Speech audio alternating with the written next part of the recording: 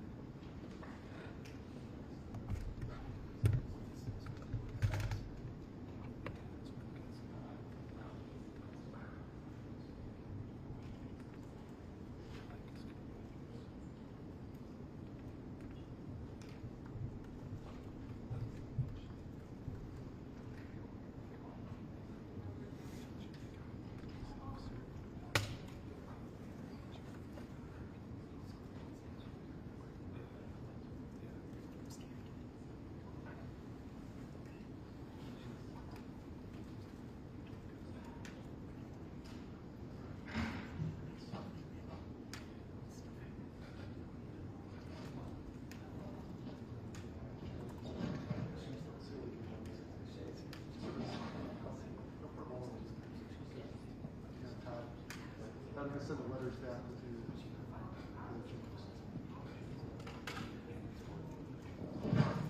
Okay, yeah, we can do that. Yeah, if you would take those back to the church for us. Yeah. Is there anything before we get started, parties? No. Charlie, Kathy, anything else before we get started? Okay. Yeah, you could just bring them on out. The letters. Thanks. Yeah.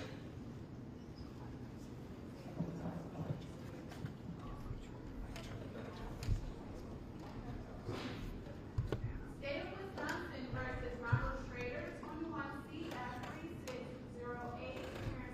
Matthew Torbenson and Shelley Grosso appear for the state.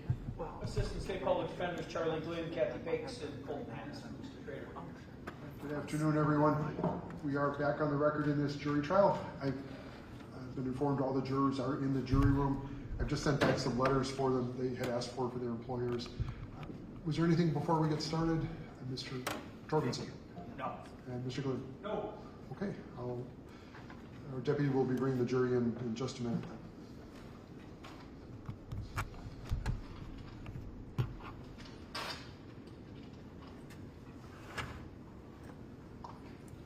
And just to confirm, I believe, Mr. Glenn, the defense wants me to do the all rise, or you want everyone to rise? Okay, I'm going to go ahead and we'll go ahead and do that then. Thank you. We will manage it in just a minute. Okay, thank you.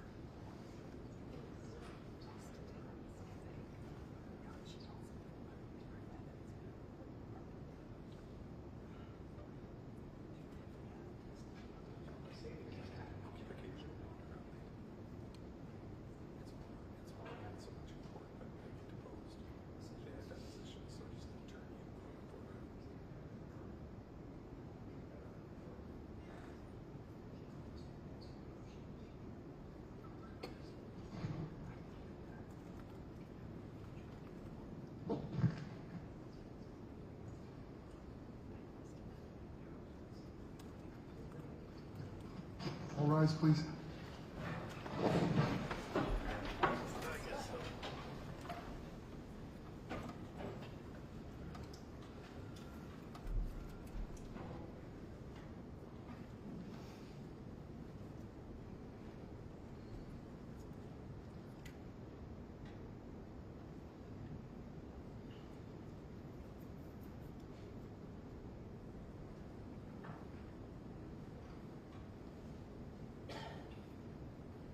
Thanks, everyone. Please take your seats.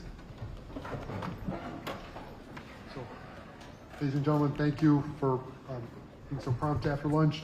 I did send back letters for everyone. Did everyone who wanted a letter get one? Good. Okay. If anyone needs a letter who doesn't have one, let me know. I will note it's a little cold in here. We're doing our best to keep it warm. Is it as cold or colder in the jury room? Okay. We'll work on that. Sorry about that. When the temperature outside fluctuates, we're always a couple days behind. But that said, we are back on the record this afternoon, and we're going back to the stage of Mr. Torbenson and Ms. Grasso. Stakeholder Officer David Nolte.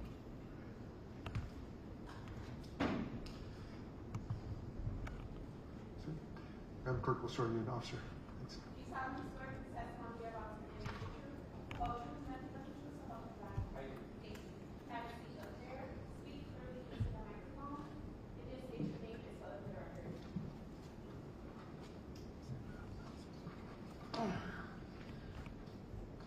David A. Novy, N-O-V-Y. Thank you, sir. Ms. Grasso? Officer Nolte, where did you used to work? I worked for the City of Greenfield Police Department, How long did you work for Greenfield? 26 and a half years. And what was your assignment back in 1991 specifically? I was a patrol officer. What does that mean? I did routine patrol and initial investigations. At some point, were you asked to get involved in this case regarding Kate? Yes, And who brought you into the case, or who requested that you get involved? I was dispatched by the police dispatch to Children's Hospital on a report of a possible child abuse incident. Was that August 25th, 1991? Yes, it was. Okay. Was that about 4 o'clock in the morning? Yes. Okay. And when you got there, who did you meet with? I first met with, I'm going to have to look at my, Well, you can't look at your report. okay. If you don't remember, just tell me. We'll go from there, okay? Okay, well, it was the social service lady, I think her name was Erica. Okay, so Erica called you. She got you involved, is that right? Yes, Okay. She worked for Children's Services, right? yes. Did you meet with her when you went to Children's? Yes, I did. Okay. And then who did you meet with? Remember? I spoke with the attending emergency room doctor, Okay. and I talked also to the intensive care doctor and both the parents of Ronald Schroeder. Did you also have an opportunity to talk to Dr. Laus? No, I did not. Okay. Did you learn about his reports and his findings? Yes. Okay. And what did you learn from that, if you remember? That was information I had gotten from social service, Erica, that he was the family pediatrician, and during a routine examination, he had noted some unusual or unnatural bruising on the abdomen of the child, and he had referred them to Children's Hospital, and that's where the social service lady got involved or was assigned the case. So that's when Erica got involved, and that's when you were dispatched out there, correct? Well, she got involved back in July, probably after the child was about 2 weeks old when this happened, and she had an active or an open case on this incident or on the child. So you were dispatched at Children's Hospital near the time of death, correct? Yes. At that point, did you have an opportunity to talk with Ron? Yes. And what did Ron say to you? Well- Let me ask you this. Do you remember talking to Ron that day? I do, but it's 30 years ago. 30 years ago, right? Fair. Do you remember, and only remember, do you remember what his demeanor was when you met with him? He was very calm, Okay. soft-spoken, when I was talking to the social service people, she had told me, Erica had told me that Ron was sleeping in one of the waiting rooms. Okay, and when you met with Ron, do you remember where you met with him? We were in a quiet room in the hospital, a private little room. Okay, so you guys were in a private room, and it's just you and Ron, right? No, Erica was there, and there was an auxiliary police officer with me who had been riding along that night. Okay, and when you get in that room, how do you start that conversation with Ron? After introducing myself and getting his basic information, I asked what his version or what he had observed this night or what had happened. And he begins by telling you that he was working in the ground, correct? Yes. Do you remember what time he told you he got back to his apartment? He said he arrived home between 11 and 12 p.m. that night. Okay, when he arrived home, what does he say happens from there?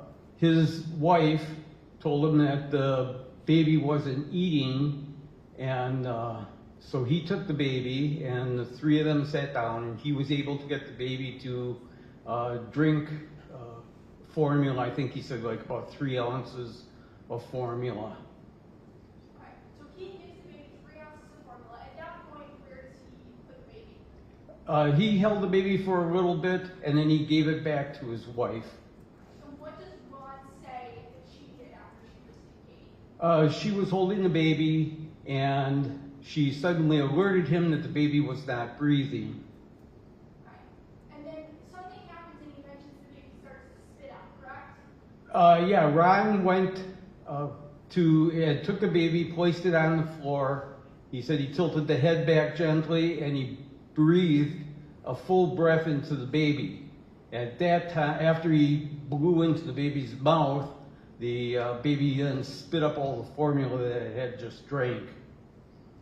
And does he indicate to you at that time the baby was not breathing normal but gasping for air? Yeah, after it spit up, he turned the baby over to its side, or so it was almost face down, to clear the airway. And he said the baby was gasping for air, but it was breathing. So when he gets home, the baby was breathing, correct? That's what he indicates? Yes. So he indicates when he gets there, the baby is breathing, and the issue is the baby just doesn't want to eat, right? Right. So at that point, he takes the baby, right? Yes. And so he's the only person involved before the baby starts having breathing difficulties, fair? Yes. Okay. And it's at that point that he alerts you that that's when the baby started having difficulty breathing. Yes. Okay. And that's when he hands it back to Christine? Yes. Okay. Did he tell you anything else of seeing anything during that interview? After he tried his attempt at blowing in the mouth and got the baby back to breathing, he then went and called for the ambulance. And Christine was still monitoring the baby. And after he was assured the ambulance was on the way, Christine again told him that the baby had stopped breathing, didn't have a heartbeat. So he called 911, called the emergency services again. And this time, the dispatcher gave him instructions on how to do child CPR. He relayed those instructions to his wife, who performed CPR on the child until the arrival of the paramedics or the ambulance. So he acknowledged to you that before the fire department and paramedics arrived, that he was not breathing and had no pulse, right? Yes. Okay. And then you had an opportunity to interview Christine as well, correct? Yes. And what did she tell you of her? Well, she told me that Ron had gone to work about 8:30 that night, and that the baby had been kind of not like feeling good. She thought it may have had a cold, it had loose stool during the day, and this morning or evening time, she couldn't get the baby to eat. Okay, and that's when Ron comes. And then Ron came home.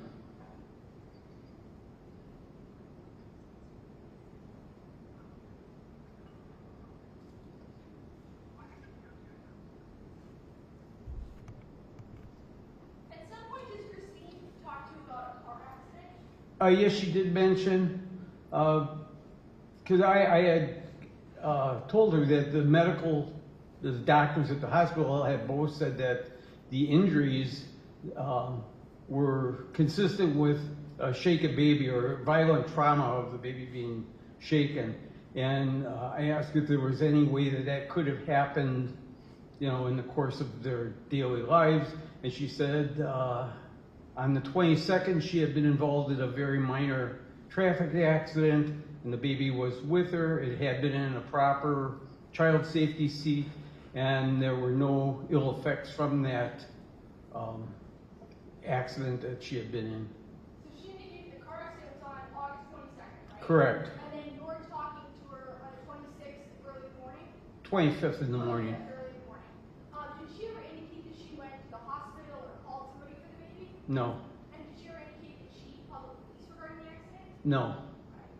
What other information, if any, did she tell you about the car accident? Just that it was very minor.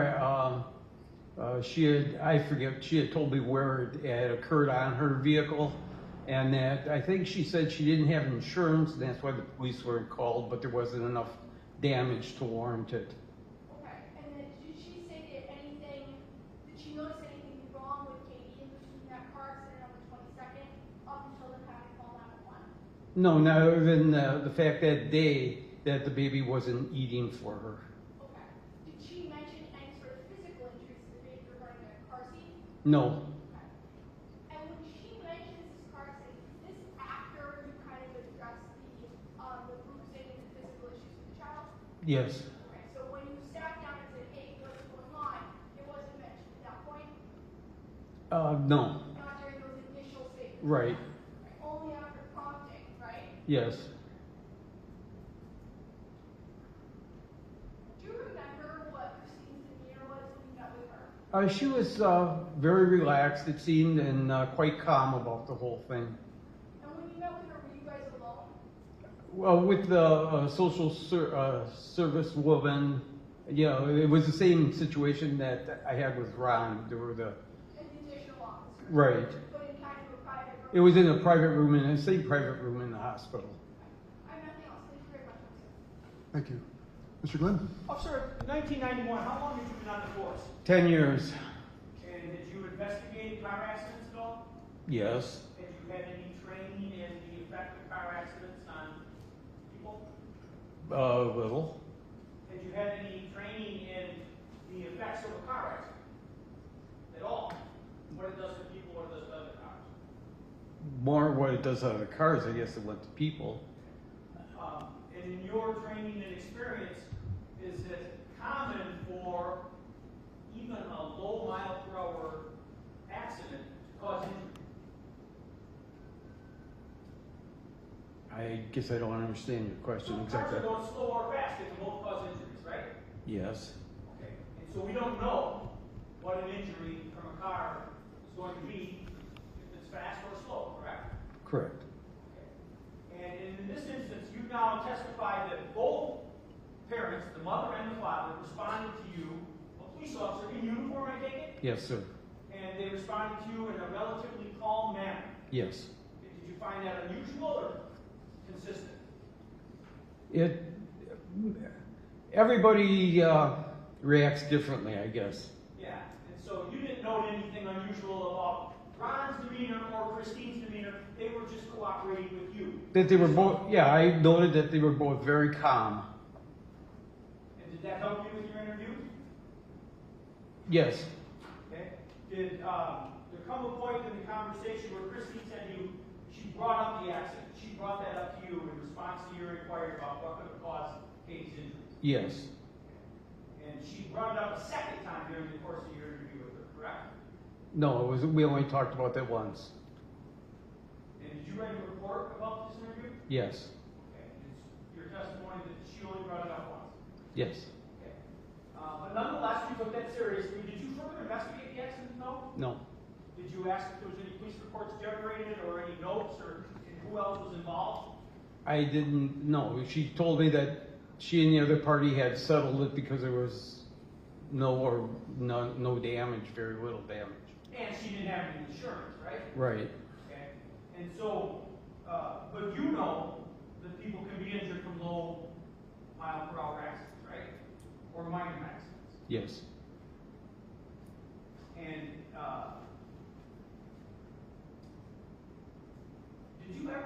did you ever go to the home, the Briarwood apartment? No, he did not. Okay. You talked about, they shared a lot of information, Christine and Ron, with you about the 90 questions, correct? Yes. Would you classify both of them as forthcoming, Yes. wanting to get to the bottom of it? They answered what I asked. And did they, you said that Christine shared with you that on August 24th, the child was sick, had loose stool, and wasn't eating. Yes, it had loose stool and seemed, I don't remember what she had said, but yeah, that she thought the child may have had a cold. Okay. So this is the daytime of August 24th, Yes. about 36 hours after the accident on the 22nd? Approximately. Okay.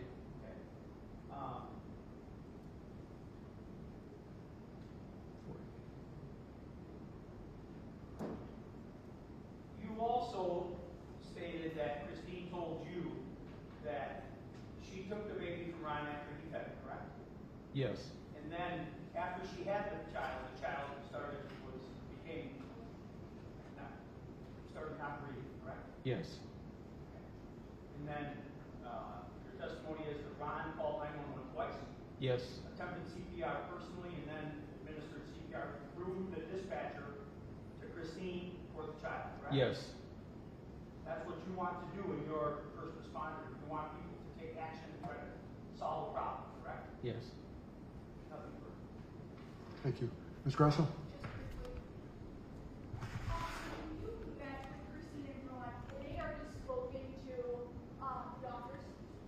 Yes. Okay, and you had been kind of briefed on this situation, correct? Yes. Who had you spoken to, if you remember, before you spoke with Christina and Ron? I talked to the attending physician in the emergency room and then the social service lady.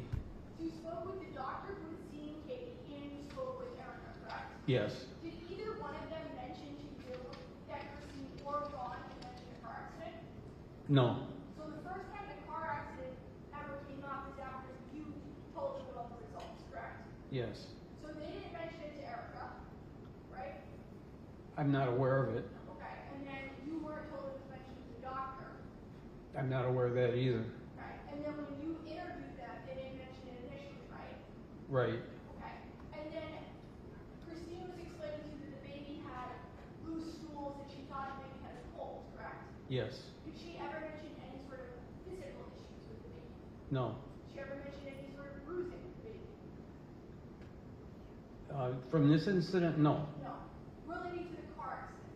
No. Okay, so she didn't mention anything physical that happened to the baby, just the baby's now exhibiting signs of what she deemed a cold. Yes. Okay.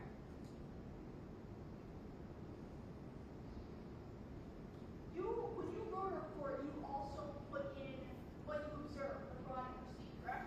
Yes. Okay, and did you put in your report that when you talked to Ron, it appeared as if he was almost not caring? Yes. I know. Thank you. Mr. Glenn? So you put that in your report that he was non-caring, but his demeanor was just like Christine's, correct? Yes. You didn't put that in there about Christine, did you? I don't recall. And in your training and experience, you are aware that injuries from a car accident don't always manifest themselves in the first couple of hours, correct? Yes. Nothing further. Nothing. Thank you. Thank you, sir. You can step down.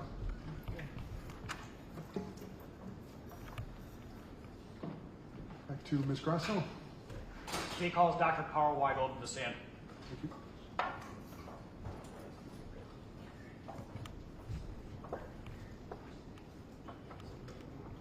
Yes.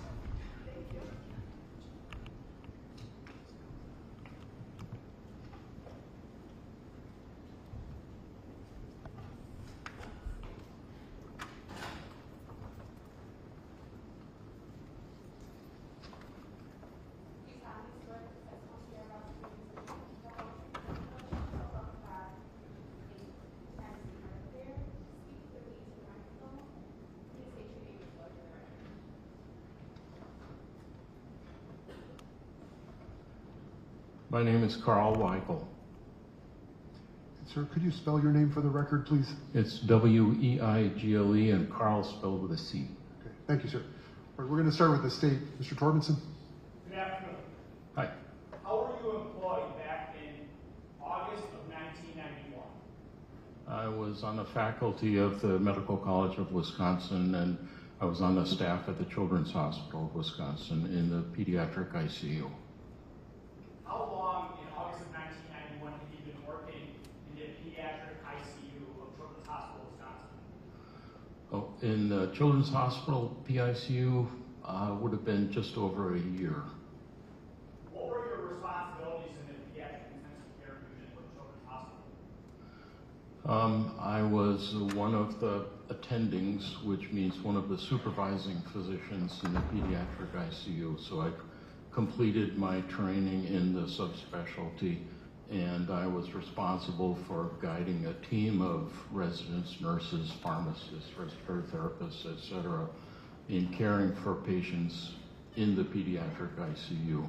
And that meant making rounds twice a day and being on call a couple nights a week when I was on service. Can you tell the jury a little bit about your medical training and background, what it took to obtain that position? Sure. I went to college at Rensselaer Polytechnic Institute in Troy, New York, and got my MD from Albany Medical College in Albany, New York. And then I did an internship at the Public Health Service Hospital in Staten Island, New York. And then I was a GP in a small town in Pennsylvania for 3 years. And after that, I went back to Albany to do a pediatric residency and served as chief resident there. Then I went to Johns Hopkins for 2 years of a pediatric ICU fellowship. And after that, back to Albany to direct the pediatric ICU there. And after 4 years there, I moved out to Milwaukee, Wisconsin, and joined the faculty. I want to direct your attention now to August 25th of 1991. In your capacity as a doctor, a medical doctor with Children's Hospital in the Pediatric Intensive Care Unit, did you provide medical treatment to Catherine Schroeder with a date of birth of July 3rd, 1991? I did. What do you recall about her admission to the hospital? Independent of my reading of the record, I have no recollection of it. This was a long time ago. It was a very long time ago. You had an opportunity before taking the stand today to review the medical records from her admission? That's correct. And did reviewing those medical records refresh your memory or recollection regarding why Catherine was admitted to Children's Hospital, Wisconsin? It certainly made it clear to me why she was admitted to the hospital and the ICU and her ultimate end of her life. But Why was she admitted? she was admitted because she arrived in the emergency room without a pulse or breathing, was resuscitated, and was then found to meet the criteria for a declaration of death based on absence of brain function. And it appeared that the reason for all of this was severe head trauma. Did you yourself sign off on a diagnostic statement of severe head trauma for Catherine Schroeder? I signed the discharge summary, which is a very short document that includes that information. I also signed the progress note in which I described her declaration of death. So yes, in that sense I did. What was your role in both monitoring Catherine Schroeder's condition and providing treatment to Catherine Schroeder before her death? Could you repeat that? Yeah, what was your role in monitoring her condition and also rendering treatment to Catherine Schroeder prior to her death? Well, I'm surmising from reading the notes that I was essentially the backup attending for Dr. Day, working in the ICU. It's such a busy place, and the kids are so sick that it took a bunch of people to deliver the care. So I believe Dr. Day was actually the primary supervising physician, on that day, and I was the backup. So my responsibility would have been to go do other consults, and in this case, it looks like I was asked to manage the process of brain death declaration. When a patient is being treated in the pediatric intensive care unit, do the different medical professionals at the hospital work as a team? Do you have different expertise? Oh, it's very much a team exercise, absolutely. And it includes non-physicians too, of course, the nurses, pharmacists, respiratory therapists, etc. But the physicians are a particular team with different specialties, different levels of training, and so on. For example, you may be consulting with radiology. Would that be one specialist that you may consult with? That's correct. And neurology, would you also be consulting with neurology? That's correct. And in this particular case, was radiology consulted regarding Captain Schroeder? Yes. Why is that? She had diagnostic studies that were radiologic studies. Why would those studies be ordered in a case like Captain Schroeder when she's admitted to the hospital, also not breathing? Right. So the declaration of death by brain-based criteria is principally a clinical diagnosis. And you see that in the notes. Lack of a whole bunch of brainstem reflexes, lack of any response to pain, lack of breathing, and so on. And that nowadays, by many, is considered sufficient for a declaration of brain death. But in 1991 in particular, I think it was much more common to think that a confirmatory test was necessary. And confirmatory tests could be radiologic, for example, a brain blood flow study, which was done in this case, and could also be electrical study, a brainwave test to see if there's any brainwave activity, which was also done in this case. So those are confirmatory. I kind of want to break those out piece by piece, but I want to talk a little bit about how the EMTs found Catherine when they first responded to her residence. The emergency medical providers, the paramedics, said that she was in cardiac arrest. Can a person be in cardiac arrest as a result of brain trauma? That's actually a pretty sophisticated question, and if your brain trauma is bad enough, absolutely. It is possible to also be in a permanent state of coma with no hope of recovery and not have a cardiac arrest follow immediately. The brain controls the heart function, the heart beating, right? It regulates the beat of the heart, brain stem in particular? It does. Okay. And in this particular case, did the CT examination show trauma to the brain stem and the brain itself, if you're aware? The CT scan itself did show massive brain swelling, which is a consequence of some kind of severe injury. It also showed bleeding. It also showed bleeding around the brain and if I remember right, between the hemispheres, and that was presumed to be the consequence of trauma. It also showed splitting of the sutures, the normal gaps in the skull that young children have, and that was because the brain inside the skull had swelled so much that the sutures pulled apart. So this was really severe brain swelling, is that a fair statement? Yes. Swelling to the point that the sutures in the skull are spreading apart. Yes. And in general, our skulls, my skull, your skull, because we're adults, ours are fused together. That happens in the first 18 months of life, fair? It happens early in life, yes. Certainly by adulthood. But babies are not, their sutures are not sealed, and that's in part to help with the birthing process. Is that fair? Well, it's also because the brain is going to grow rapidly with normal development, so that allows for that growth to happen. Okay. Now, in this particular case, you said there were a number of tests that were done to examine brain activity for Catherine. You said one of those is an EEG. What is an EEG? Explain that to the jury. The letter stands for electroencephalogram, and that's Doctor, brain. That's a brain Doctor, wave. I'm sorry, would you mind pulling that mic a little Oh. closer and making can sure move that it. you speak right into it?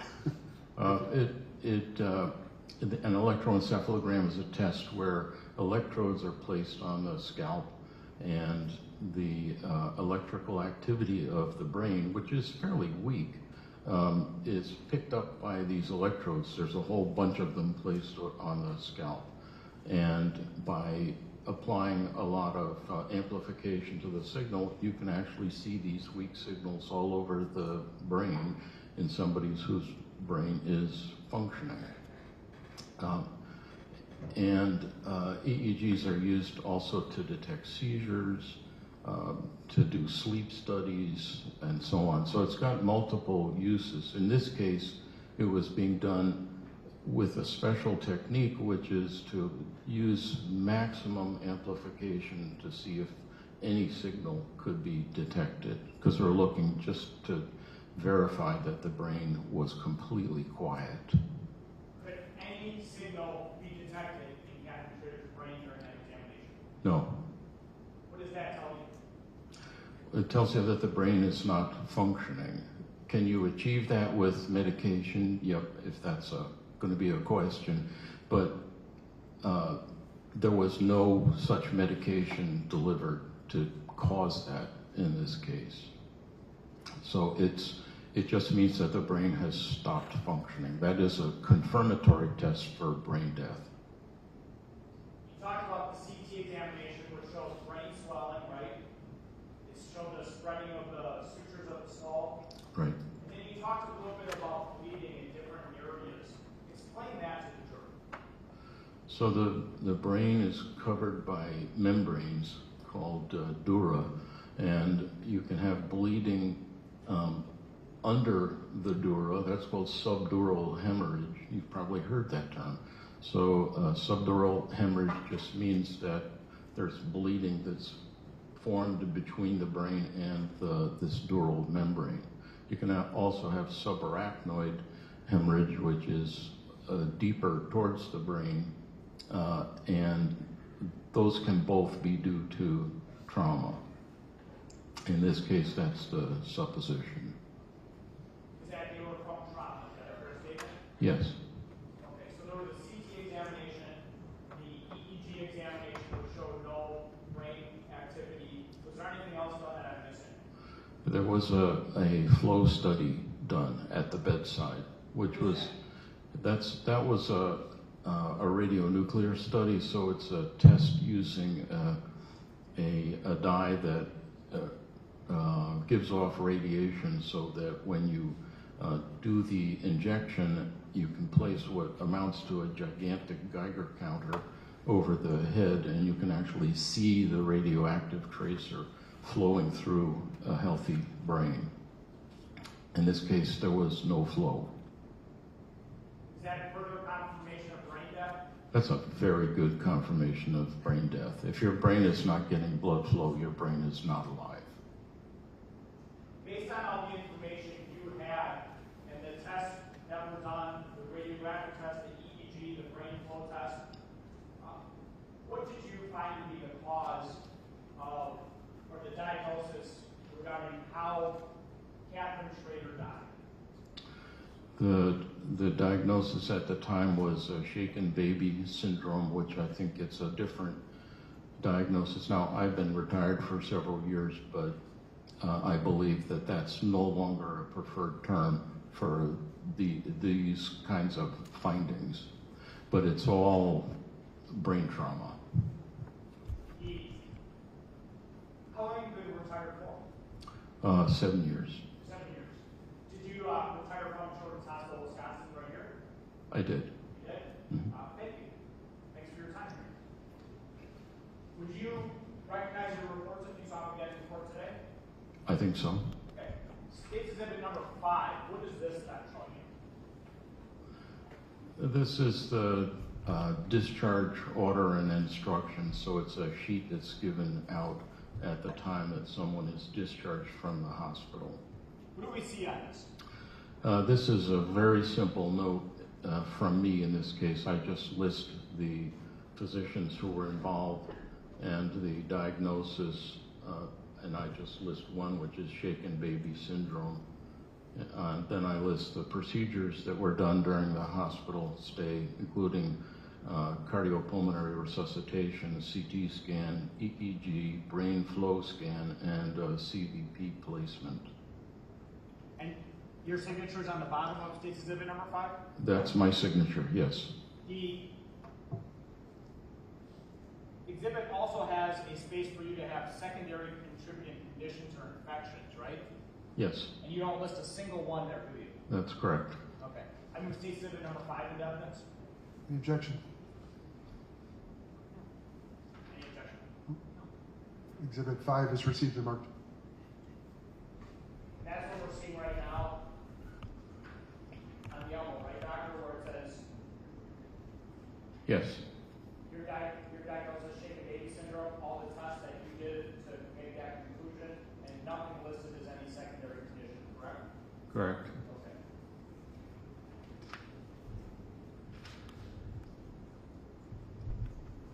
What do we see on State's Exhibit number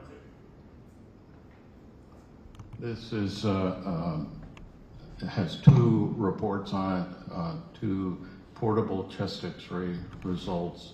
One from 1:27 in the morning and the other from 2:23 in the morning. The first one describes that there's a breathing tube in place and a gastric tube in place, and that the heart looks normal, the lungs look normal, and there's a third rib fracture towards the front, so somewhere about here. So on that first imaging study that's done, it indicates that you can visualize a rib fracture, is that correct? That's correct. And it also indicates that both the heart and the lungs look completely fine. Yes. Okay. What does the second test tell us? The second report says there's now a central catheter, so Dr. Day had placed a subclavian catheter, which means under the collarbone on the left side, and the tip of the catheter was heading towards the heart, which is what it's supposed to do. That makes it a very secure IV for caring for somebody who's gravely ill. So the report says there's a central catheter from a left subclavian approach with the tip in the superior vena cava headed towards the heart. Again, the heart and blood vessels are normal, the lungs are normal, and the tubes are in good position, and that fractured rib is still there. So 2 CT examinations both confirm that rib fracture can be seen. Is that fair? They're not CTs, they're regular chest X-rays. Thank you. I apologize, you're right. I move to Exhibit number 2 in evidence. Any objection? Exhibit 2 is received and marked. State's number 3, what do we see there?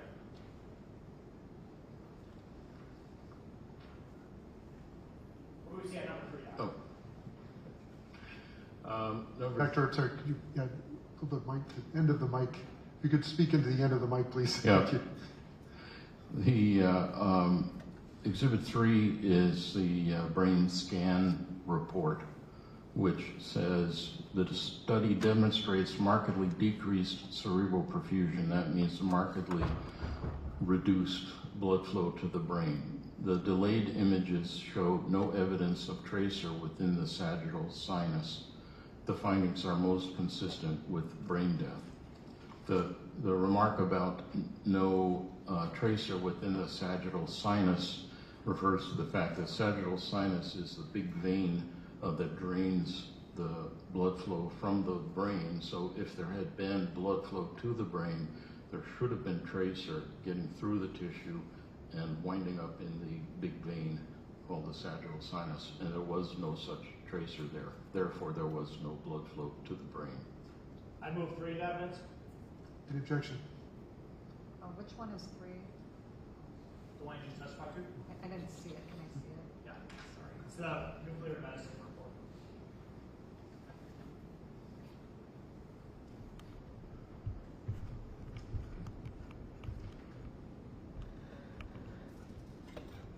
No objection. Exhibit 3 is received and marked. State's Exhibit number This is a CT scan without contrast. So this is just a head CT without any contrast agent being injected. And it says, the study demonstrates massive cerebral edema. There are small bilateral interhemispheric subdural collections, and there is subarachnoid blood seen in the cerebral sulci as well. That's a lot of medical terms, which basically means there is blood under that dural membrane that I described, and then there is also some blood deeper in the brain structure. That's the subarachnoid blood. A small focal area of intraparenchymal hemorrhage is seen in the medial aspect of the left frontal lobe. What that means is this is your left frontal lobe. The medial aspect would be in here, sort of between the two halves of the brain, and there's a bruise, essentially, of the brain in that area. What of any significance is that? You described it as a bruise to the actual brain. It's indicative of brain trauma. And the report goes on to say the lateral ventricles are small. Ventricles are normal hollow spaces that we all have in our brains. And when the brain swells, those hollow spaces get compressed. So when there's bad brain swelling, the lateral ventricles are compressed by the swelling. The third and fourth ventricles are obliterated, as are the basal cisterns. That refers to more normal hollow spaces in and around the brain, very deep in the brain, so farther back than the lateral ventricles, which are up towards the front. And those are obliterated, which means they've been compressed completely. They've been compressed completely, so you can't see them at all on the CT. And the basal cisterns are the normal cerebrospinal fluid space around the base of the brain, and that's also been completely obliterated by swelling. And those things happen when the brain is pushing the bottom of the brain stem down through the opening into the spinal canal. That's sort of a final physiologic change as the brain swells and dies. Is that often referred to as brain herniation now? It is brain herniation, yes. Is that what was happening here? Yes, or had happened, I would say. The term obliterated, you very rarely, at least from my perspective, see that in medical documentation. That's a rather strong word for the fact that those ventricles are no longer able to be visualized. Is that fair? That's fair. It's a pretty significant medical finding? Yeah, it's pretty terrible. All right, I move to exhibit number 4 of evidence. No objection. Exhibit 4 is received and marked. Dr. Finley states exhibit number 6. So this is the CPR, at least the top of it is the CPR record from the emergency department. So this describes what happened when the child was brought into the ED, what her appearance was then, and what was done step by step. It's a pretty finely documented, meaning it's documented in great detail exactly what was done step by step, minute by minute. And the different times? Yes, and the times are here. Is that the first 4 pages of the CPR record? Is that a fair statement? It's 3 or 4. Yeah, 3. Yep. And does that go through Kathleen's death at the hospital? No. This goes through just the emergency room resuscitation effort. Okay, until they regain a pulse? Until they regain a pulse and get a bed in the ICU. It's very often an issue of waiting for the intensive care unit to clear out a space to take somebody who's this sick. You indicated that Dr. Day was the primary doctor for Catherine Schroeder upon her admission. Did I get that right? I think that must have been true because she was there at 1 o'clock in the morning putting a subclavian line in. So. And is there documentation of a medical history from Dr. Day that's included in State Exhibit number 6? There certainly were notes from Dr. Day. She has co-signed the resident's history and physical examination, and then she wrote her own fairly detailed admission note. And those are all part of State Exhibit number 6? Yes. Those would all be part of Catherine Schroeder's medical records in this particular case? Correct. I move to Exhibit number 6 with evidence. No objection. Exhibit 6 is received and marked. Thank you, Doctor. No further questions. Thank you, Doctor. Over to Ms. Pikes. Good afternoon, Doctor. Doctor, did you testify that you reviewed all the medical records in this case? I did not testify to that. Okay. What did you review? Pardon me? What did you review?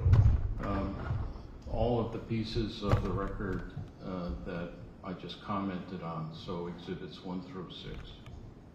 Okay, so other than that, you haven't reviewed the labs or the admission reports or the EMS runs or any of that? I did not have the EMS run. I did not have lab reports. I did not have the ICU flow sheets. Okay.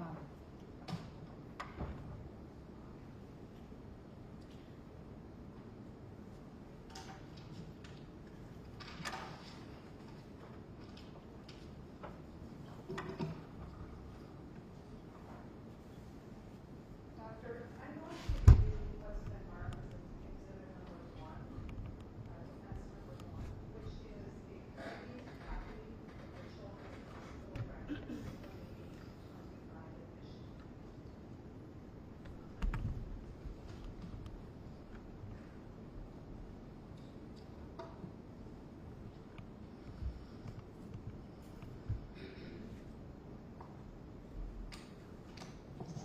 Before we get to those, Doctor,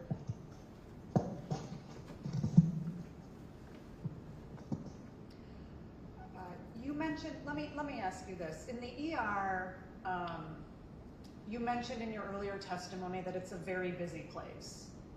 Can you explain what you mean by that? I think I was referring to the pediatric ICU as a very busy place. The ER is too. Okay.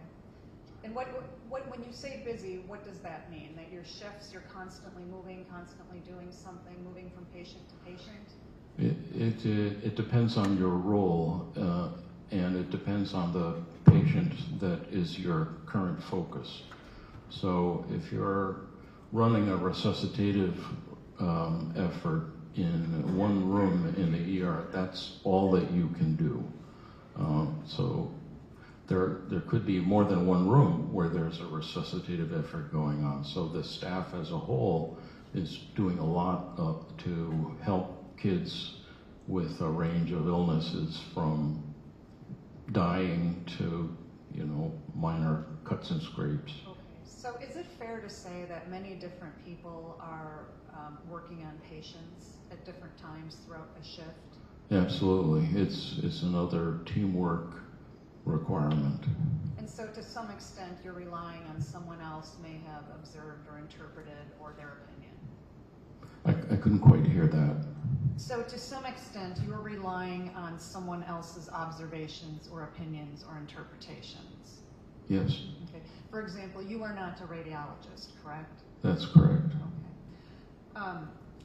Doctor, when a patient comes or is reported as a pulseless non-breather, meaning their heart's not functioning and they're not breathing, that's non-specific, correct?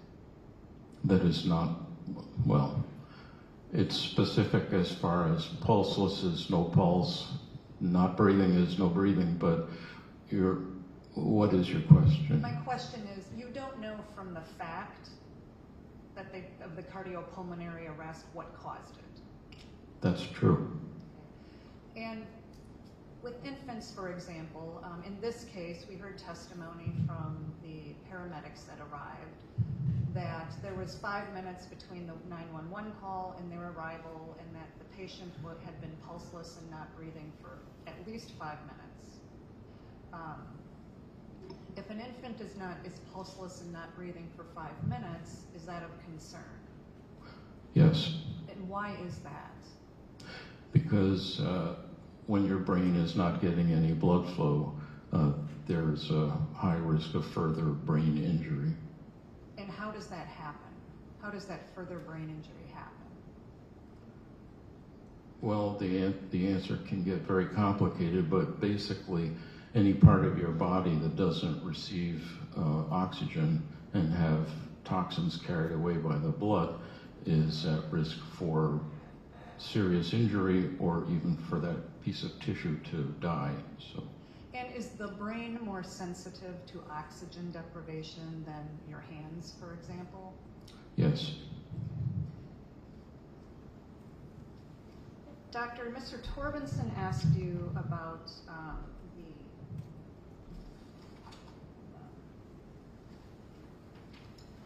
the cardiopulmonary resuscitation record in this case. In the records that I've provided you, that would be handwritten 66, probably one of the first few pages.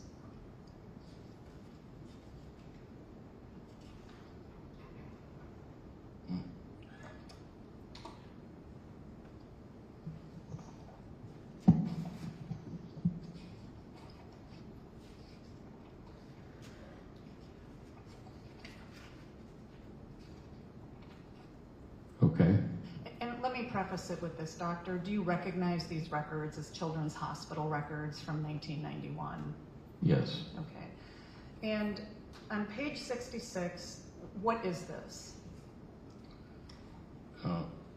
It is a CPR record that was produced by the emergency department. And what time did the patient arrive? It says 00:55, so 5 minutes before 1 o'clock in the morning. And this is on 8/25/91, correct? Yes, that's the date. And if you go over to the right column, if there's a status column, what was her status when she arrived? It's actually just about impossible for me to read on this copy, but from what I recall from reading it when I had a better copy, it was that she was pale and unresponsive and had no pulse or breathing. Right. So if the 911 call or if EMS was dispatched at 18 minutes after midnight and she's arriving in the ER at 5 minutes to 1 in the morning, pulseless, not breathing, is that a concern? Yes. And from your experience, it's a very serious concern, correct? What are you referring to as being the very serious concern? That she was pulseless, not breathing when EMS was called for 5 minutes, and that she arrives in the ER at 5 to 1, and she's still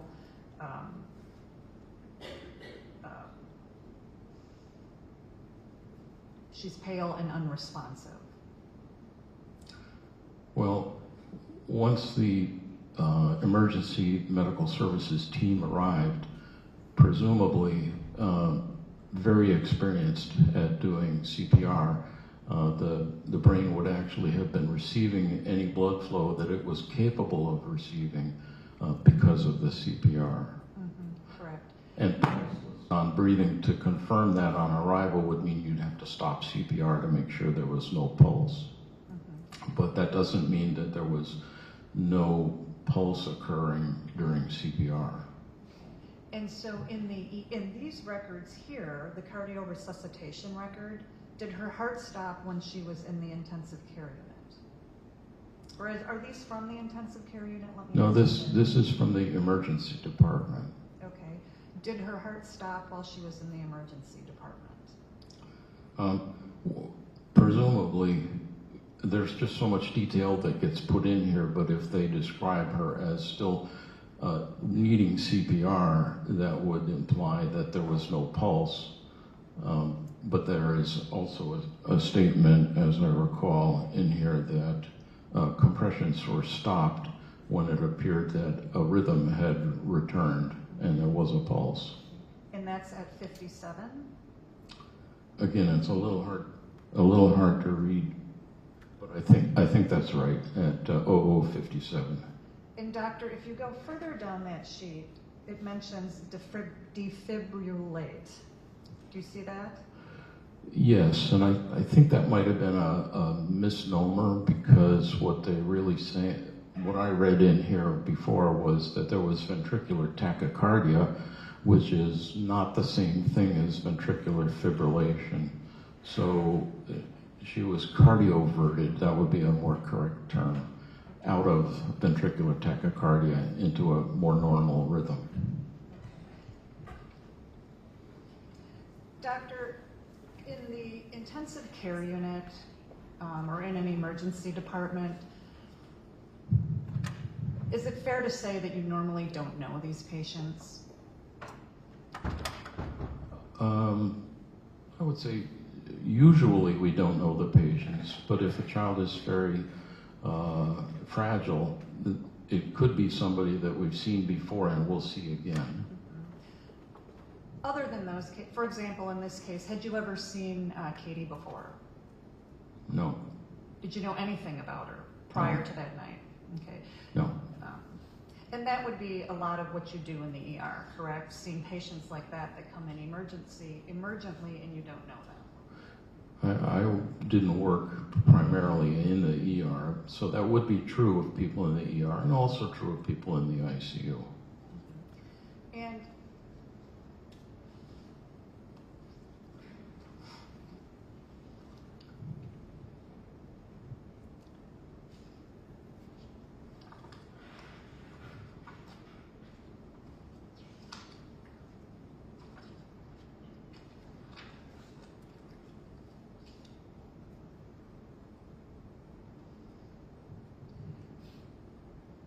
Doctor, if you turn to page 76, handwritten,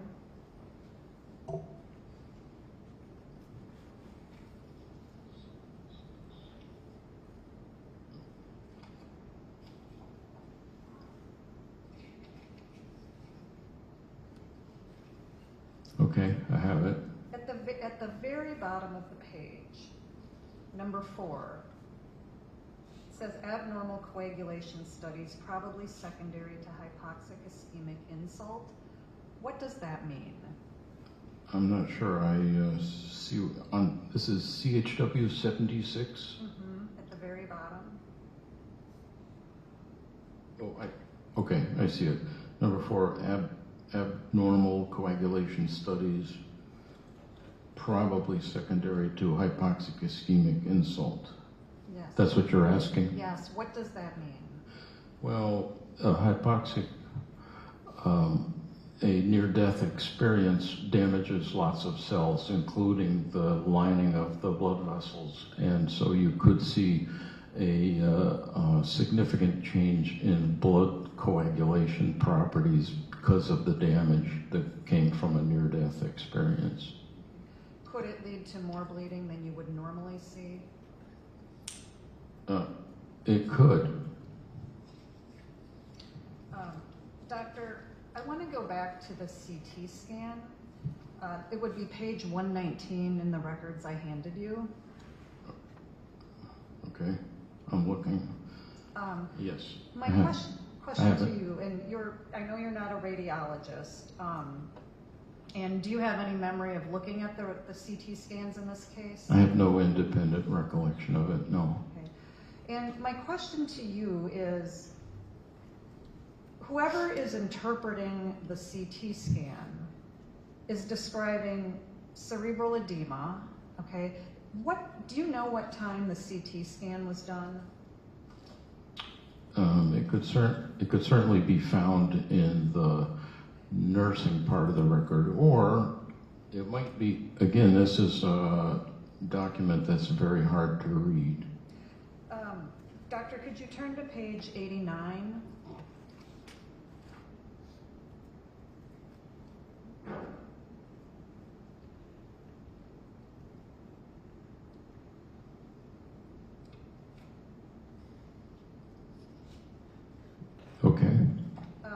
If you go down about maybe halfway down and a little farther, do you see an entry of 10:15 to 11:05?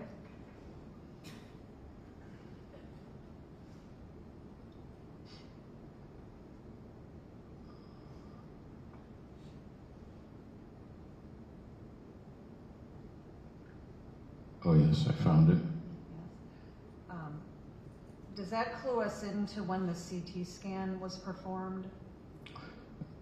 Says that's when the patient was transported to CT.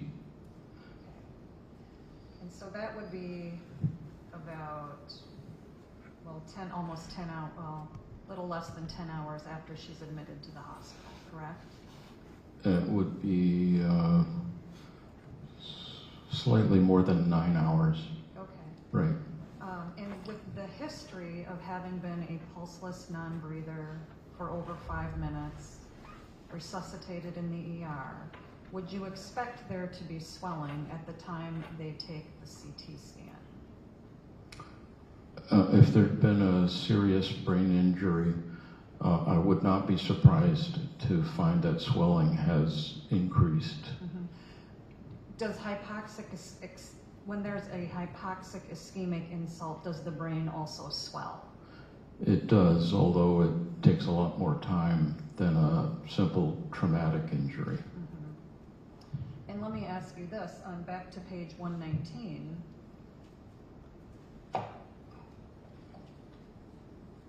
This is the CT scan. Okay. The person interpreting this has described on the second line bilateral interhemispheric subdural fluid collections.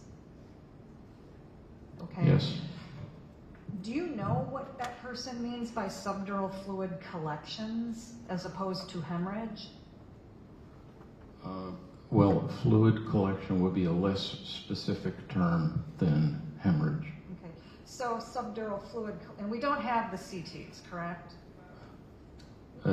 That's what I'm told. Okay, so we don't know what subdural fluid collection means here. Well, subdural fluid collection would typically be because of trauma. If it's old, it would look different than if it was brand new. Okay. Could it be from birth if the child had a forceps delivery? At 7.5 weeks of age, If the child at birth had a bleed and had subdural hemorrhaging at birth, I mean, do you recognize that children have subdural hemorrhages at birth that may be asymptomatic? it is possible for newborns to have subdural bleeds. I don't know how common it is, but And in this case, if Katie had been born with forceps delivery, could that improve her chances or make it more likely she could have a subdural bleed? I'm not sure I follow the question. Why would infants develop subdural bleeding with birth? Well, birth is a traumatic event on both participants in different ways, but certainly a brain injury during birth is a possibility. Okay. When you say brain injury, I'm not talking about the brain itself. I'm just talking about whether or not you can develop subdural bleeding, or are you including subdural bleeding as a brain injury? I would include it because if you have a subdural bleed, you've probably had at least some minor amount of brain injury, if not a huge amount. Okay. And if infants have a subdural bleed at birth, does it go away eventually? Yes. And does the bleeding devolve into a subdural fluid collection? Yes. Okay. So my question is, we can't rule out that subdural fluid collection is somehow related to her birth. That could be an element of what's going on here, but I understand. It's not the whole picture, but it's part of it. right. Doctor, if you could turn to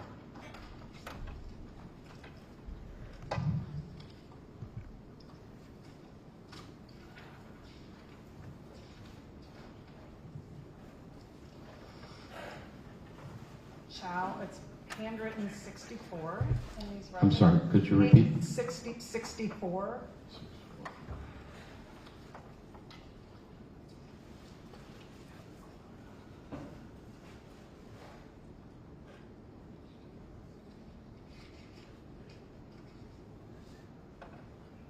Towards the beginning. I'm getting there. 64, I have it. Yes, okay. Mhm. And do you recognize what that is in general? This is an emergency room starting documentation sheet. Would it be called an admission sheet or? I don't remember what I used to call it, but I recognize it as the first part of an ER record. And granted, these are old, so it's not what it looks like today, correct? Probably so. Okay. Doctor, when patients come into the, and you said this is the emergency department starting sheet, right? It's important to get a history, correct? Oh, yes. And one of the first thing the physicians want to know is they want to know, when did you notice something was off with the child, correct? Right. And here they've indicated that it was 15 to 20 minutes after the midnight feeding. Yes. And if the EMS providers testified that they were dispatched at 18 minutes after midnight, this would be consistent with that information. I'm sorry, could you ask the question again? Yeah, sorry, it was not a very good question. If EMS reported that they were dispatched, 911 was called at 18 minutes after midnight, in the history received in the ER is that 15 to 20 minutes after midnight, the child was noticed to be not breathing, those things would be consistent. Yeah, that would mean they noticed the lack of breathing and immediately called 911.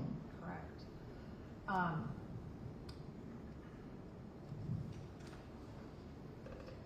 Doctor, in this case, from what you've reviewed of the records, was it evident that she would not survive pretty much as soon as she arrived at the ER?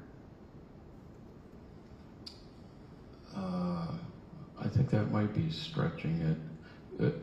You know, it would have been very clear the instant the child arrived that this was a kid who was in deep trouble. But unable to survive, that would be a bit of a stretch. It didn't take long to collect enough information to make that determination. Okay, from her medical findings, you mean? Yes.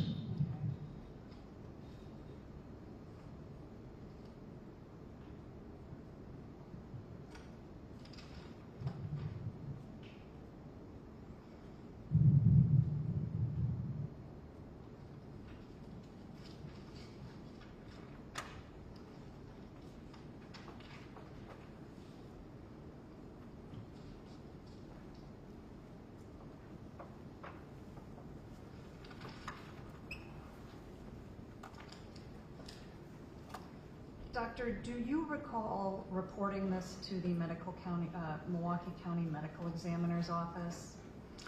I see it in my note. I don't have any independent recollection.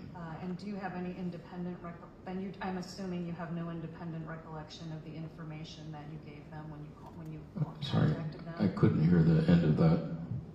So am I right to assume that you do not have an independent recollection of the information you provided to the Milwaukee County Medical Examiner's Office when you called them or That's contacted correct. them? Okay.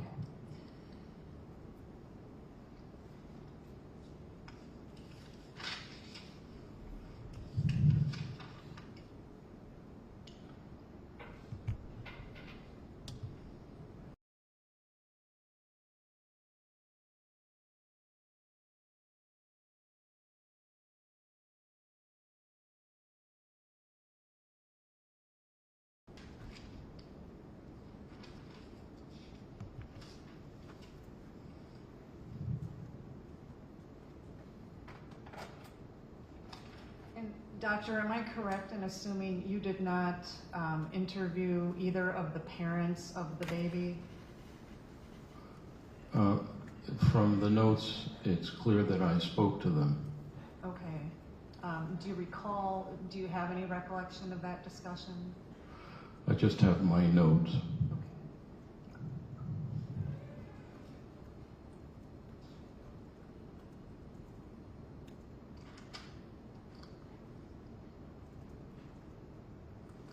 Doctor, I don't have any other questions, thank you, and I would move exhibit number 1 into the record. Just to maintain a clean record, we Oh, can sorry, refer this- defense number, Defense, defense 1. yeah, sorry, defense exhibit 1. Any objection? No objections to the portions that were testified. It references records from 2 different hospital visits, so I don't know if it contains both. So to the extent that it has records from the 7/22 visit, I do object. That's fine, right. Right. Okay, so the court will receive and mark exhibit defense number 1 as to the portions agreed to on the record. Doctor, I want to start off on page 64 that you were just asked about. The admission note indicates that the baby was actually fed well prior to the midnight feeding. Is that what it says? I'm getting there.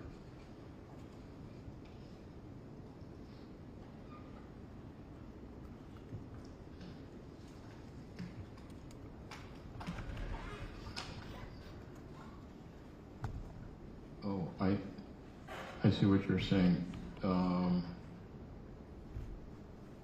It's a continuation of a sentence that starts in the box above it. More tired, listless today, but fed well prior to the midnight feeding. Yes. It indicates that the baby was tired and listless, but fed well prior to that last feeding, right? Yes. That was the medical history that was gathered from the parents. Yes. Same medical history says no fever for the child, right? Correct. No vomiting. Prior to that midnight feeding. Yes, that's right. That no other problems reported prior to that midnight feeding, isn't that right? Yes. Okay. You were asked a lot of questions about subdural bleeding and birth. Children can have subdural bleeding from birth, right? Yes. And it's almost always benign and heals within a month, isn't that right? Yes. And it's also in very different locations than what we have here, isn't that right? That's probably a better question for a neonatologist than a pediatric intensivist. Fair. I will ask someone else that question later. If the medical examiner who performed the autopsy only reported seeing acute blood on autopsy, that would completely rule out in any way, shape, or form that this is from birth, isn't that right? The acute blood would not be from birth at 7.5 weeks of life. All right. Now, you were asked questions about this child being denied oxygen for a substantial period of time. Do you recall those questions? Yes. The purpose of CPR is to manually try and trigger the heart to beat as well as to give ventilation to the child. Is that fair? It's close. So CPR is meant to actually put into the brain, even if the heart's not working otherwise, to sustain life and brain function. So you were asked to suppose that there was nothing being done in the 5 minutes between when the 911 call was placed and when paramedics arrived on scene. But if CPR is being administered during that time frame, something is being done. Isn't that right? That's true. And then when the paramedics arrive on scene and they're administering CPR, the notes indicate that that child was also being bag ventilated. What does that mean? That means the providers are a mask to the face that's attached to a bag that's receiving oxygen. So when they squeeze the bag, they push oxygen into the lungs. So they're pushing oxygen into the lungs and they're perfusing blood by administering CPR. Is that right? Yes. Okay. And that's being done, to the best of your knowledge, to the entirety of the transport of that child from the residence to the hospital. Isn't that right? Yes. And the child is listed at the hospital with pulseless non-breathing when they stop That's my presumption. I don't know if I actually read that in here, but they can't otherwise say there's no pulse. Council asked you questions about lack of oxygen. During your time in the PICU at Children's Hospital, Wisconsin, I assume you've seen a lot of children who have unfortunately drowned. Yeah. Yes. Do their brains look anything like how this child clinically presented at the hospital? Not initially, no. No, very different, right? Yes. The injuries that you saw on this child were consistent with trauma, isn't that right? That's correct. Explain that to the jury. When there's brain trauma,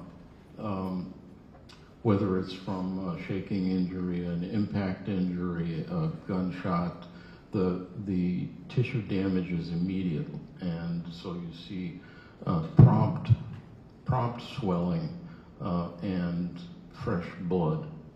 In the case of a near drowning, the injury takes more time to develop because the injury is the lack of oxygen, and that produces some chemicals in the tissue like lactic acid that can then lead to brain swelling that typically is not present initially but grows over time as the brain responds to this injury with swelling.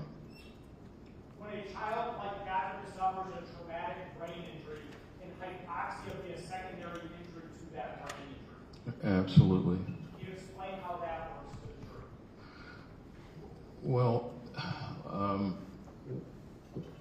there's nothing about brain trauma that makes it impossible for you to suffer from an injury from lack of oxygen supply to the brain. So the two could actually potentiate, could combine to make things worse. So you could certainly have a traumatic injury, a traumatic injury and then a hypoxic injury, and the two together would make things worse over time. This course of illness was so fast, though, that a secondary hypoxic injury didn't really have time to produce the bad things that were seen. So what you see here is traumatic brain injury, is that fair? Yes. Okay. You were asked about the coagulation studies and there being an abnormal result. In a case where a child comes in with this major of an injury with bleeding on the brain, an abnormal result with coagulation is quite normal, isn't that right? If you have a significant amount of tissue trauma, you're going to have some abnormal bleeding tests on your blood, yes. That's to be expected when you suffer a traumatic injury like this. If it's bad enough, yes. Okay. So what I'm saying is there's no reason to suspect that there was a previous bleeding disorder in this particular child, is it? Well, I know from reading the record that there was a previous hematologic workup that didn't show any coagulopathy, except for one very specific rare question about a blood test that showed a minimal abnormality. So we know that all the common coagulopathies had already been ruled out. All the common coagulopathies have been ruled out, and the other one where it was minor, the reading was off a minor bit, the doctors attributed potentially to her being premature, isn't that right? That could be, I don't remember reading that. Okay.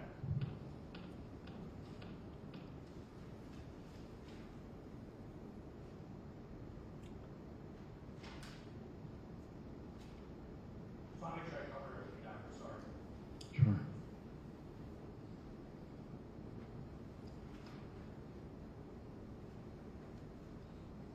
That's all I have, thank you. Doctor, brief follow-up.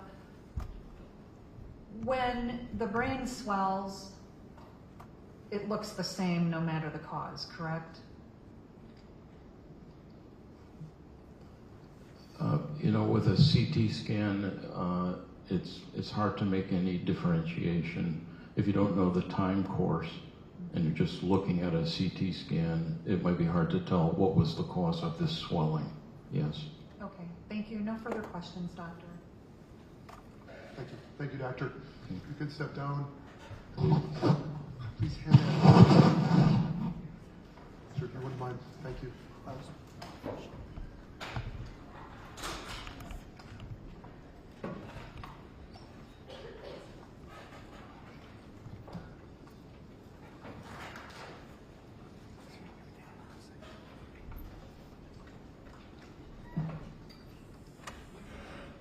The state, are you ready to continue next witness, or do you want to take a break? Do you want to take a brief break? 5-minute break. 5-minute break? Okay, that's fine with the court. We're going to take a short break here. We'll say 10 minutes. So it's about 3 o'clock. Let's plan on being back at 3:10. All rise for the jury, please.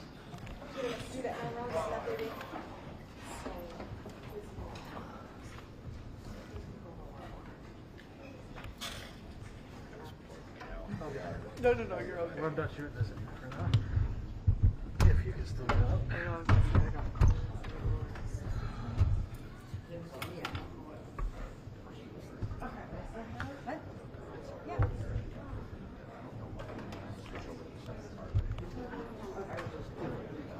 Please take your seats. Sir, anything else for the record? From the defense? Anything for the record? Okay. Okay, we're on break. Okay, we're off the record. Madam Clerk did call facilities to try and get things warmed up. It feels slightly warmer, but maybe that's wishful thinking, no? It is very cold in here. Okay. Well, it's even colder in back. Yeah. Let me move it. That's why I wore my vest.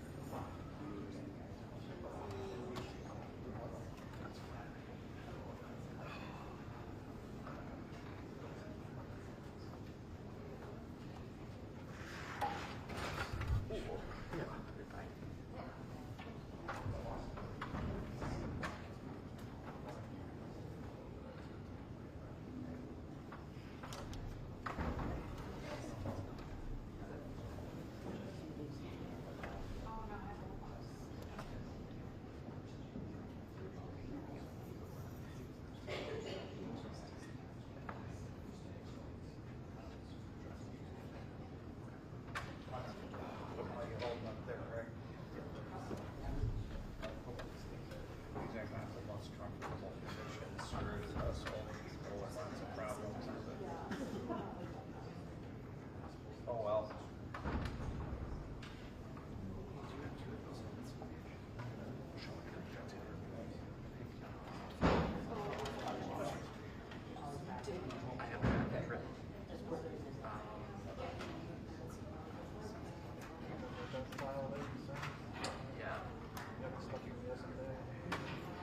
I also pulled and uploaded, so it's in Slack, the file that was posted.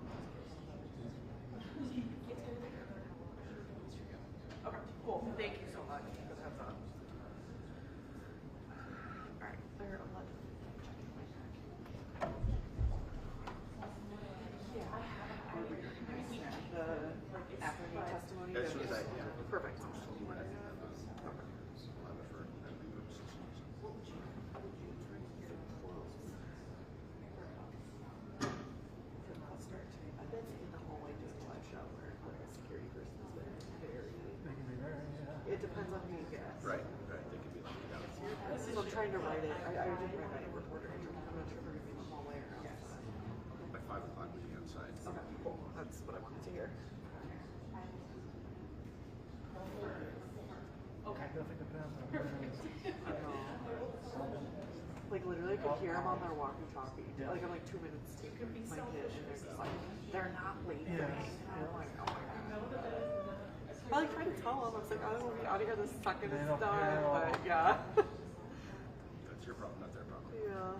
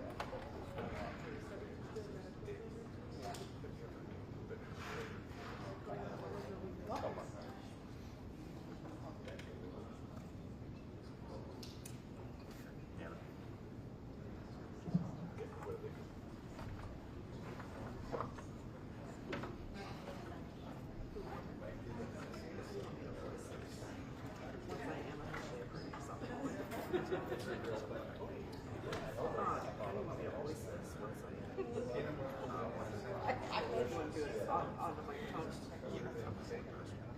Yeah. I had no right being on the shelf. For you to even grab.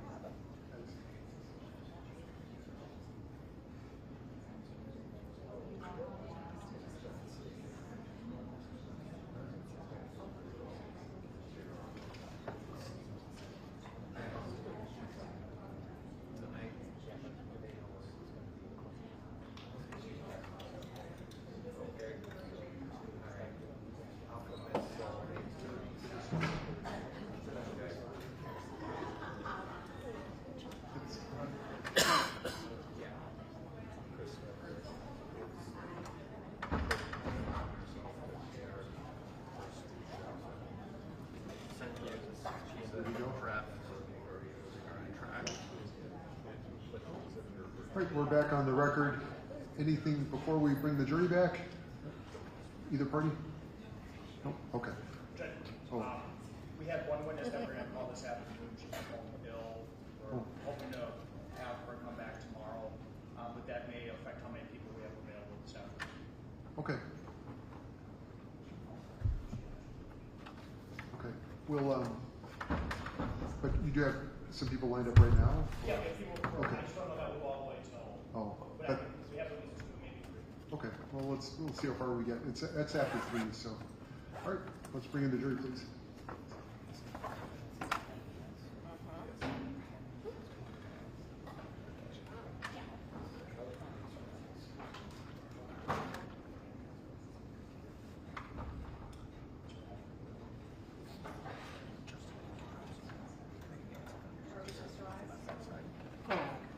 You're going to.